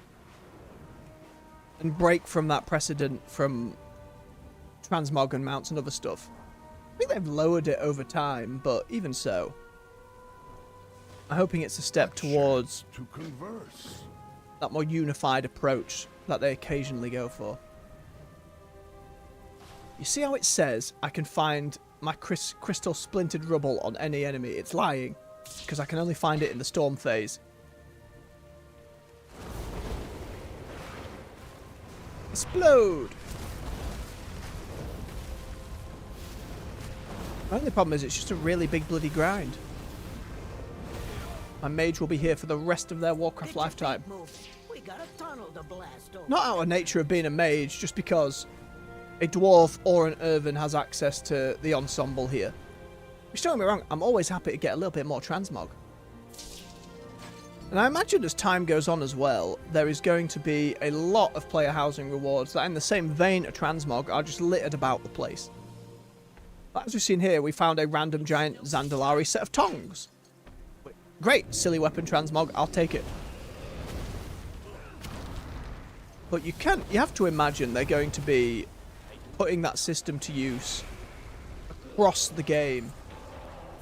I think the most interesting thing that I'm so curious about is how will they engage with older expansions and different architecture from said expansions without necessarily having new quests and stuff for you to go back there. Like for Mists of Pandaria stuff, what I hope happens is it puts a reason to go and farm those materials, like all the different ore, like Trillium and whatnot from Mists. To go back and get those so professions can make some money that way. And if you really wanted to focus on that being the way you play, because at the moment professions are so tied to player power, even if there are silly elements like we've seen on the Engineer, where you can make fun toys and stuff, for the most part it's still tied to player power. And I can't craft all the transmogs I want to craft this expansion because you need those sparks. Which don't really come from solo content. Which is a big a big wall in the way of just being able to enjoy those transmogs. I wish there was a transmog version of that gear that I could just make without having to worry about that. I hope that's something they consider going forward. As it stands, the possibilities for including professions in player housing is pretty endless. Again, there's still no guarantee they actually get to that at the launch of player housing, which is okay, as long as they've got a lot of ways to customize, and we don't know for sure how in-depth it's going to be. There's obviously a lot of comparisons to Final Fantasy's player housing with the whole neighborhood system, and a very targeted shot from Blizzard to be like, it's not going to cost you a load of gold, it's not going to be a lottery, it's not going to be limited, everyone's going to get a house. Which again, as detailed as my brief time in Final Fantasy let me see, like a couple of friends at the time invited me to have a look around their houses and neighborhoods, which I thought was really cool. It's fantastic how much you can do. And seeing brief glimpses of, it's like a full 3D model editor, like you can move individual bits around, stack up the walls inside here. Like, the outside seems to be set in place, but the amount of freedom you actually have to craft said house is pretty astonishing. I know there are other games like WildStar, may it rest in peace, where you could kind of build up anywhere. Like the outside of your house, whilst clearly not doing that. But inside, I think the post they made hints towards it a little bit, where they said, we want it to be easy to approach for anyone not familiar with 3D models and stuff. That says to me it's going to be a little bit more in depth if we're going to be able to push it a little further. I think back to my university experience with 3D modeling and the like, the game design. There's a lot in theory they could do, which lets everyone's house get really unique when you really start breaking it down internally. And I imagine they'll do something where you could get like a preset build, where if you don't want to muck about and get into the real weeds and nitty-gritty of building a house that way, you probably don't have to. But for me, I imagine it will be one full stream when that first comes out, spending nearly 4 hours painstakingly crafting what bits I want. Or putting down what bits I want. I shouldn't say crafting when we don't know, but... Yoink. Or iron. But whether it's at launch or not, I think it is inevitable that crafting and professions will get involved in that system. It's just... it's too obvious not to, right? Don't see any rares up at the moment. Get a couple of these.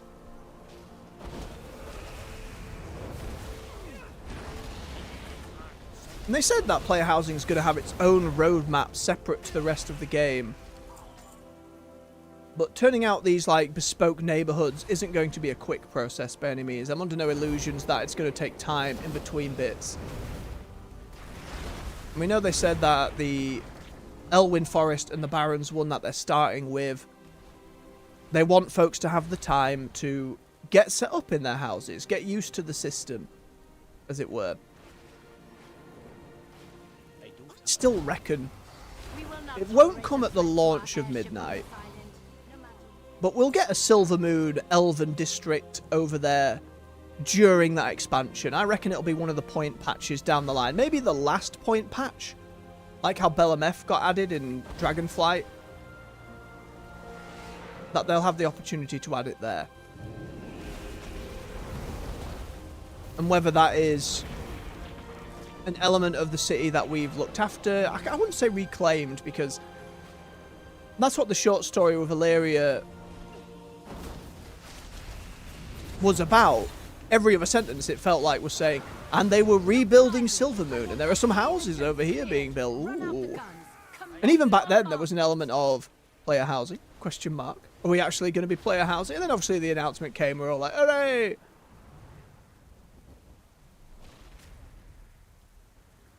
So it's clearly something they've been working on for a long, long time.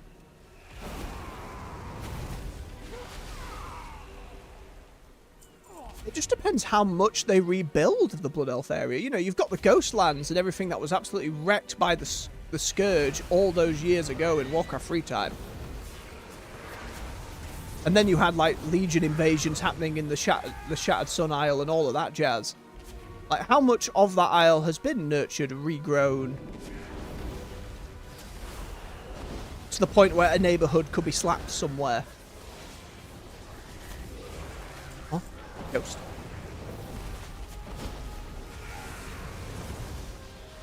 And because they're not putting the player housing in Stormwind and Orgrimmar, where that's what I wanted. I wanted a little bit in Stormwind I could click on, it would be instance, and I didn't have to consider social ramifications, let's say.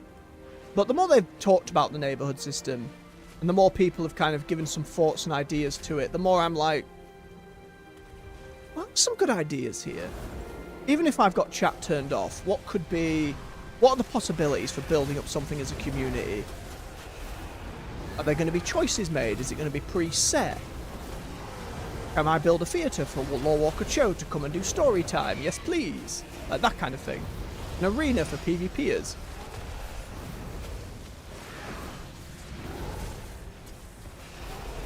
Can I communicate as someone who doesn't have the in-game chat turned on? Or is it going to be, nope, you're going to have to. The pillar of this is a social feature. You have to be engaged with your community. Or can I have a sign outside my house that's like, well, I don't have the chat on, but, you know, I'm happy to help. I'll contribute to this building. Well done. And that brings in mind the contribution. Is that going to be something where you need to spend, I don't know, X amount of time on a week filling up a bar in some way? Is that just going to be as you're going about doing your weeklies and stuff? Will that bar just get filled up? If you are active in the game, will that count as progress towards it? Or is it going to be its own separate thing? And I think like a lot of stuff in WoW, if something doesn't have player power tied to it, a huge proportion of the player base just isn't that bothered. Which is a shame, because as I said earlier, I'm someone who is not bothered by that at all. I don't give a toss. I like through delves that I do care a little bit about having my number go up. I like the challenge of going for double question mark Zekfia. I'm really happy we got that done.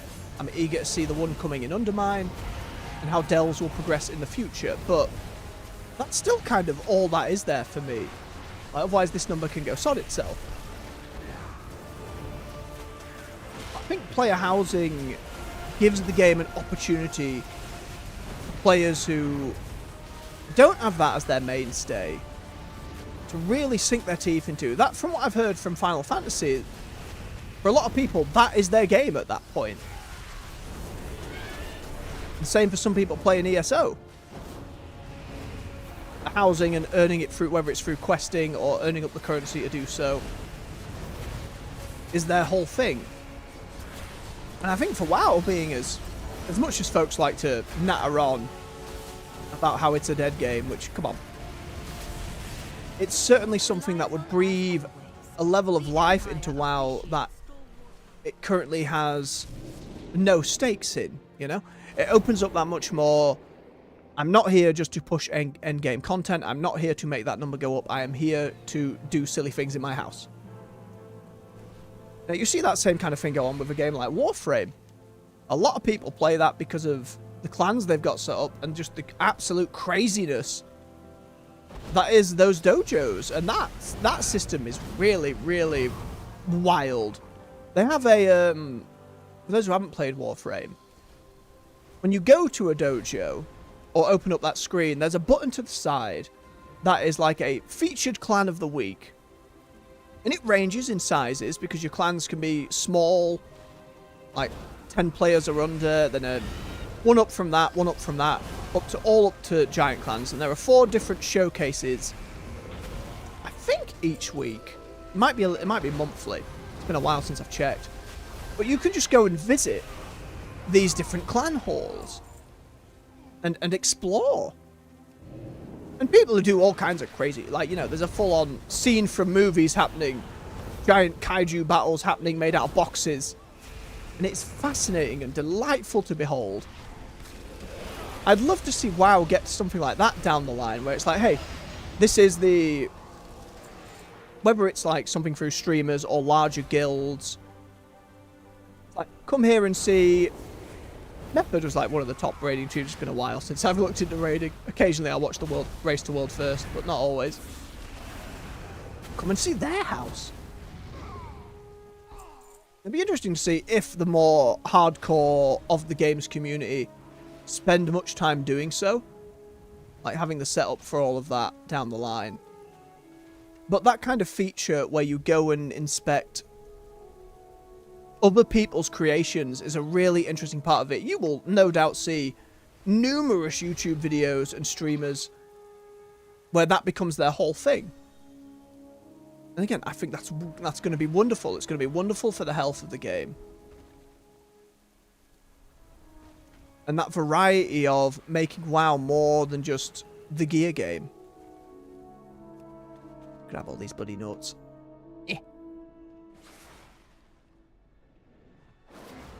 No more in here.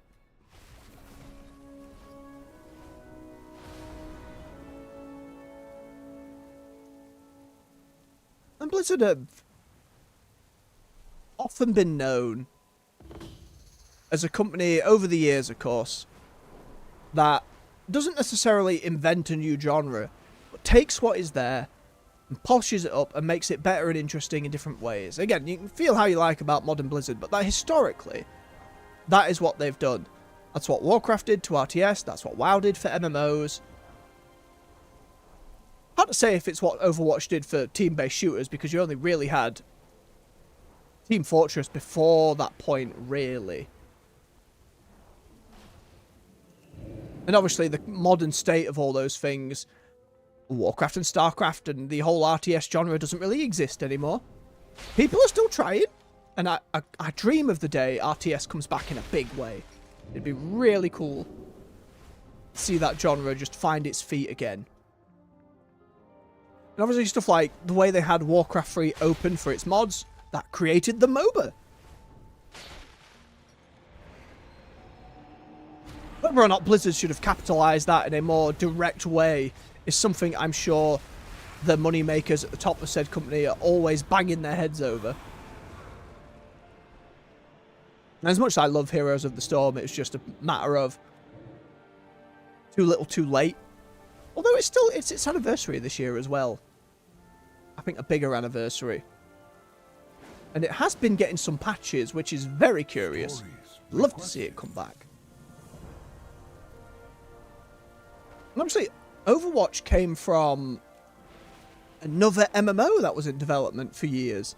Like Project Titan, I believe, was the name. That just never came to fruition. It was a matter of, we don't think this is going to work. And they took the bones of that and made Overwatch.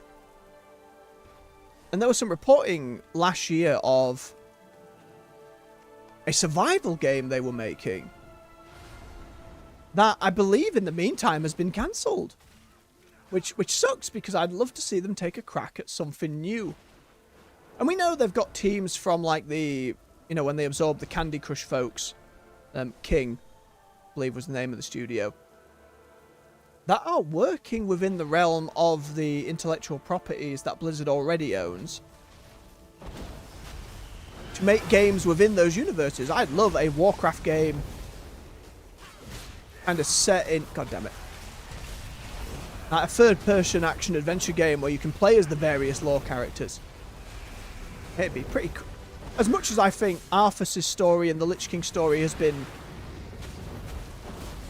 done to death, it's still a very good and popular story within the WoW canon. Having a game where you play as Arthas and hack your way through former friends and allies as the downfall continues, I think it'd be a pretty powerful experience. Especially if as it's looking like they're never going to get to the point of a movie or show set there. Because that's that same thing. If they were going to do another movie or show, 9 out of 10 times they're probably going to do Arthas. Don't get me wrong, I love that story. But I have seen it in-game, I have seen it in books, we've been there again and again and again.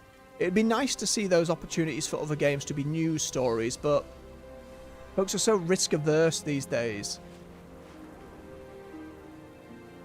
And rightly so, to be fair, in the current climate of the industry. Every week we get more and more layoffs. It's really sad to see. But I'd like to think that point is turning. That the number of live service flops and the number of big industry failures for trying to follow those trends, and the success of something like Baldur's Gate 3 or something like Balatro, maybe signals to the line go up money people, there are other ways to engage and do this that will not ruin your developers and bleed all of that talent out of these companies. Maybe that's just naive though, but you know, we can dream. I think WoW's got itself set up really well. From the reshuffles and everything that happened before Dragonflight, getting the abusers out of the company, resetting that stage, opting for a more player-first approach, alt-friendly approach, focusing a lot more on the more casual player base as well, rather than just the much louder, not quite minority in WoW's case, but I think it's certainly unbalanced in the amount of folks in the discourse compared to the amount of folks who actually play and how they play.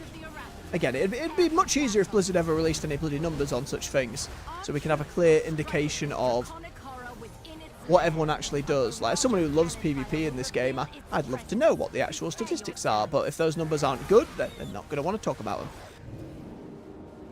More's the pity. How many notes have I got? 6. About halfway there on the notes. Open up these boxes.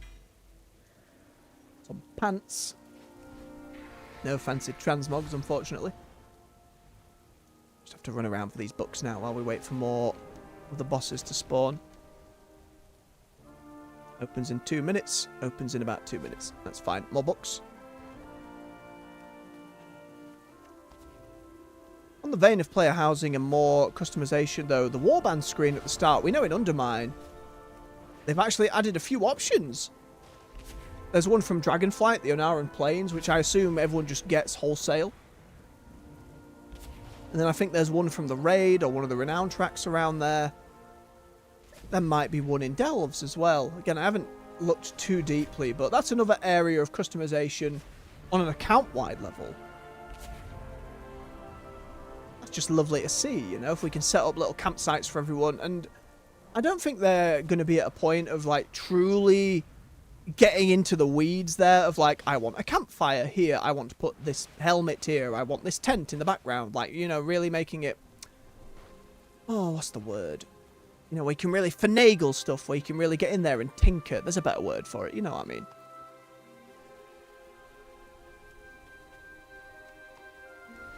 But it's certainly the start of that road, pushing ever further and keeping that things are evergreen now. We don't want to be adding borrowed power. We don't want to be adding systems that are just going to disappear at the end of an expansion, because it just kind of sucks. I think that was the prevalent thing. It was really cool in Legion when we all got our Legion weapon, right? As a rep paladin, you know, I got the Ashbringer. Storied weapon. Loads of comics about it. Loads of in-game lore about it. I adore it. I adore that Tyrion had it. I am upset at the start of Legion he got bodied. It's kind of out of nowhere real quick. Don't get me wrong. It raised the stakes. And that little bit of voice acting from Tyrion being absolutely burned alive by a giant demon was quite something. And even if there was a little bit of, oh, here he is thereafter, and he passes out basically in your arms. Very emotional. I shed a tear. Absolutely did. Love that paladin. But the moment that expansion ended, and we had to throw away said weapons, and especially going back now, if you try and do that expansion and you get your weapon, the way it's kind of scaled and itemized, it's just kind of garbage. Like, you want to be replacing it real quickly, which kind of defeats the purpose of that entire expansion. And obviously then we saw it go through again with BFA and the Heart of Azeroth. Putting it in a necklace meant they could make more weapons. Awesome. Great. Fantastic. More transmog, please. Thank you. Legion lacked a load of that. And here's hoping that in the remix they actually chuck back a lot of the weapon ideas that they never actually used therein. That would be really cool to see. But Azerite was the same, and then Covenant was kind of like the nail in the coffin. It was borrowed power, limited into these different factions that had player power associated with the spell you got, so people felt like they couldn't be as customized as they wanted. A lot of problems back to back when it came to Shadowlands, but suffice it to say, we were all a bit sick of borrowed power at that point. Even as someone who, like me, who doesn't care as much about the numbers game, was getting a little sick of having to build up a bar each time. We can only hope they kind of keep to that in the future.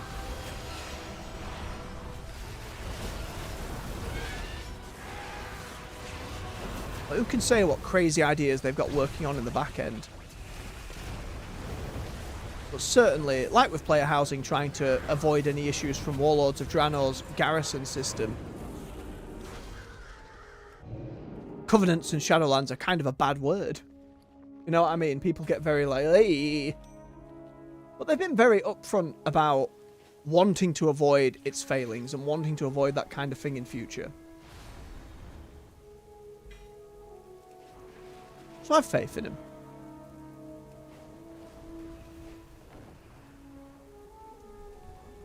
And I've said it before, but honestly, as much as I'm looking forward to a potential Legion remix, I think a Shadowlands remix where you can go and get... Because that's one thing Shadowlands did, right? With those Covenants, you had a huge amount of transmog and customization that I have got sod all of. Both from not playing that expansion as much, and just because I didn't want to go back and go through their different storylines at the time. Now, like many folks, I went to try other MMOs and other games. And a way to go and do that is less both time consuming and blocked by the fact, oh, you can only do one Covenant. If I can go and make a remix character in, say, the Shadowlands remix, I want to be able to progress them all relatively quickly. I want to go and just farm all those delicious transmogs and mounts and well, they first like added back pieces for transmog. You know, there was a load of tasty stuff in there. Only you know your path. And especially with Shadowlands currently still, as far as I'm aware, being broken. Like, unless you level on it from a very early level and use Chromie's time walking to go and do that, if you go back on an old... Like I tried to do on my mage while we were PvPing, just to try and get some of the PvP stuff from there and spend my marks of honor on it. The whole zone was buggered. You couldn't progress the story, which meant none of the NPCs in the capital city there appeared. And as I say, as far as I'm aware, that's still very much the case. And that sucks. They were meant to have fixed it last patch, and from what I understand, it just was not able to be done. Again, unless it's been hotfixed in the meantime, and I'm just simply unaware. Hey, what's the news? It's a really big block on things. Especially, pardon me, someone who likes to go back and be a collector. Now, at the very least, I can go back on my main, who did do all that content, and go and see all those old raids I never got to. I think it was only this past expansion where Shadowlands became Legacy, where you could actually loot stuff properly for transmog. Oh, that's a good start. Yeah, if every single one of these drops a crystal, we might get this in solid... Nope, the dream is dead. Oh, dear. You watch, that'll be the only one we get for time now. Oh, crab.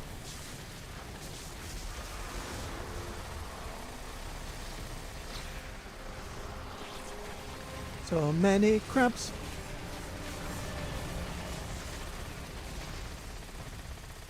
Everyone in their mechs beating it down.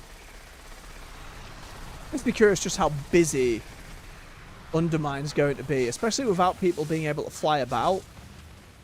Surely there's just going to be roads full of cars zooming too quickly, smashing into walls and getting nowhere. It'll be pretty fun to see. Depends how they've got... I hope for the story quests, they've got things a little bit phased. Hey, that's it. I got now. Just so I don't get... I hate nothing more than trying to get, like, indulge in story content and having 40 players all herded around the NPC when I'm trying to listen and read dialogue. Especially then when you get some asshole with, like, the forced train emote going out. Then you're trying to hear the voice actors go and all you can hear is 40 characters going, woo, woo, chugga, chugga, chugga, chugga, and you're like, please. There is, like, a noise remover item, but I don't know where actually you... I found a few in Remix because people were starting to do it there and it was really getting to me. But I don't actually know where to get that item in the base game. No idea, not a clue. Feel more of these Fallout-esque egg places.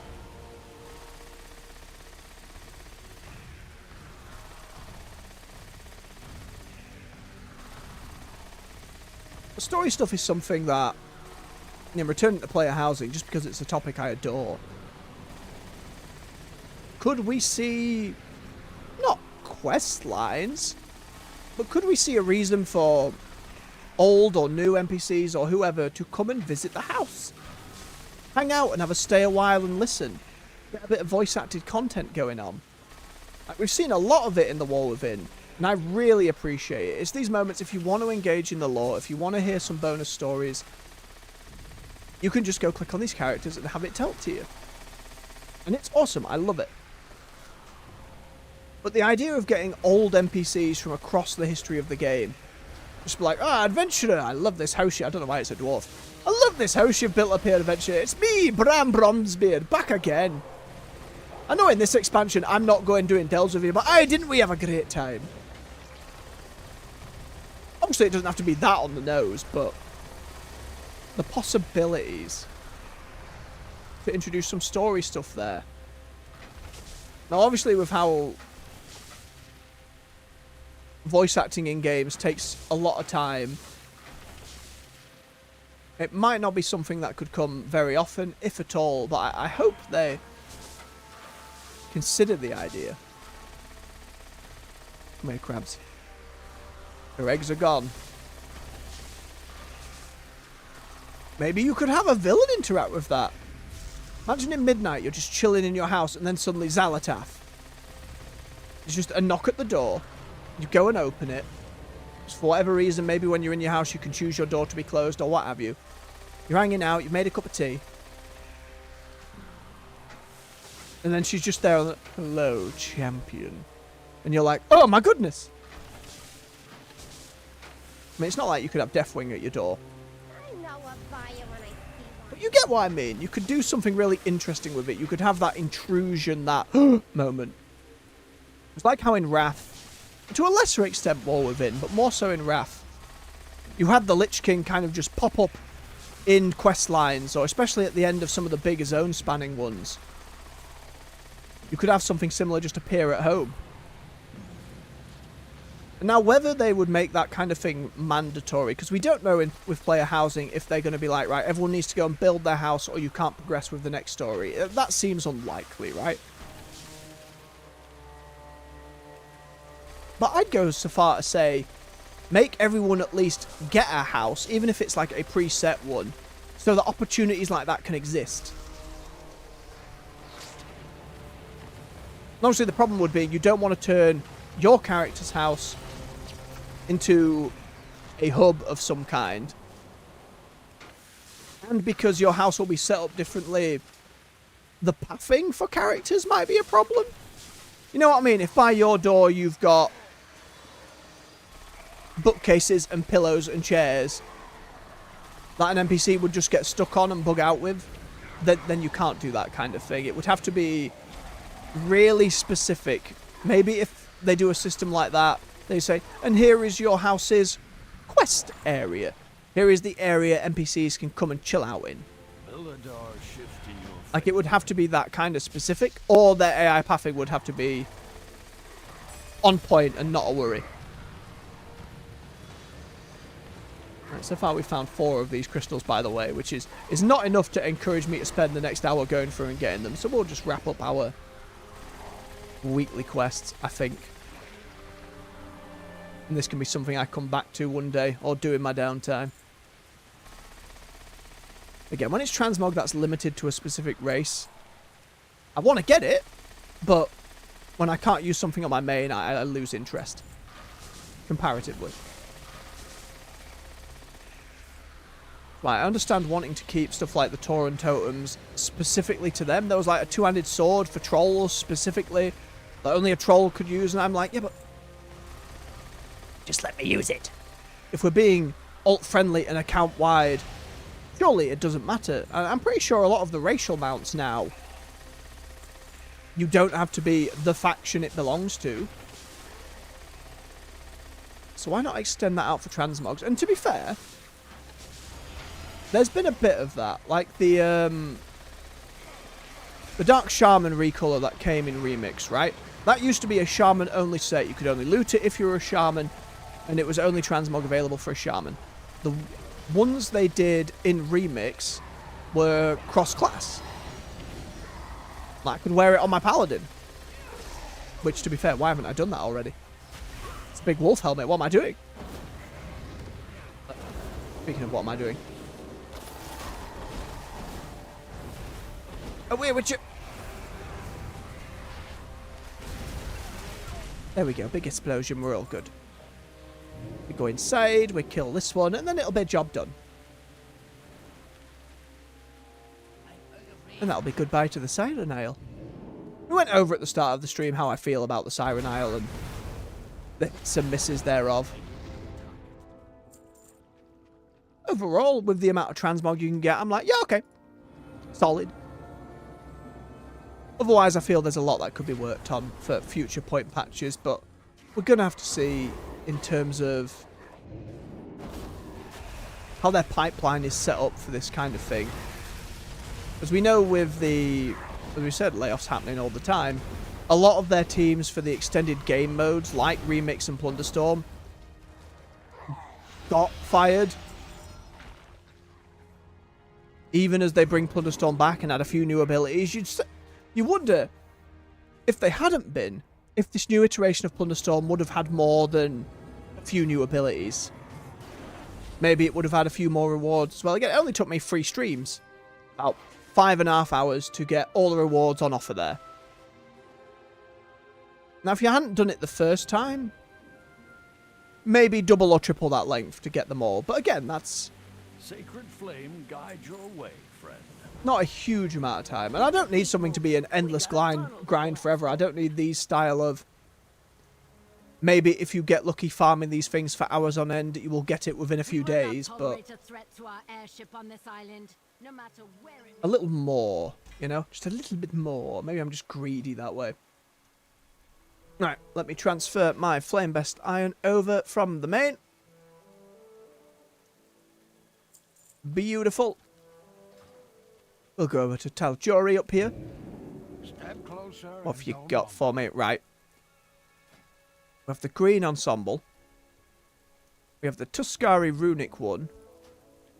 Because again, this for the time being is going to be all we can spend on the Siren Isle. Got that big huggable wrap, which just looks cozy. Got the other one, the heavy plate one. Scout one. I like whatever's going on here with this fur. I just can't tell if it is attached to the belt or the legs. It's not the legs. It is the waist. Ooh, that makes it a spicy choice. That's just something a little different. It'd get lost under most leg pieces though, wouldn't it? And the rest of it's nothing to write home about. None of the Naga weapons interest me. The Vical ones are all a bit much. But we can only get 2 of these big ones. Before I pick here, the only other MP... There were some tabards on one of the Irvin over there. I'm not that bothered about tabards. I know they could really bring a set, pardon me, really bring a set together, and I am lacking some colour variety for my tabards. But there's a lot of stuff that can be done. Where is the goblin one? Not Sally, is it? I ain't got it. You don't want No, it's not Sally. goblin. Where are you guys? It's just because I never come and see the goblin one. It's not the innkeeper, surely. What? No, it's not the innkeeper. Hit the road. It's not you. Keep it real. Who is it? Don't work too Oh, it's you! Sunbathing. What do you got? There we go. So he has the 10k, you get a board mount. Your treasure planet kind of thing going on. And then your summer outfits with your Murloc belt. It's not for me. Your sunglasses, your water guns. These lounging seawear ones are alright. What's this one? The bruise a bit. Just to get some variety, maybe. One of these. Yeah, I think we at least pick up one of these. These colours are too bright. I say we do these two. I think we need the shirt. Okay, then maybe we go pick up one more of the other bits over here. That's a big chunk. A transmog. Not everything from the Siren Isle, but how long's it been? If there's been 31 streams of the Siren Isle, then every week at least there's been one of said streams here. I don't know, maybe 5 to 8 sessions of coming here and getting iron. It's a good chunk of this transmog. The shoulder pads here are unique. I wish they had a few more 3D elements, but again, a lot of these are old assets that never got used as far as I'm aware. It's very hard to argue with a belt with a 3D model on it then. Even if it doesn't have physics to flap around with. I think I take it. There we go. Finally, Could have those. I was done talking to you. More transmog. Delicious. Then I just need to dump my stuff into the war bank.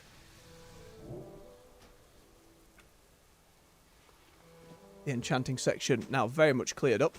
Very nice. Keep the bits that can turn into set pieces down here. Bits for enchanting higher up. Sorted.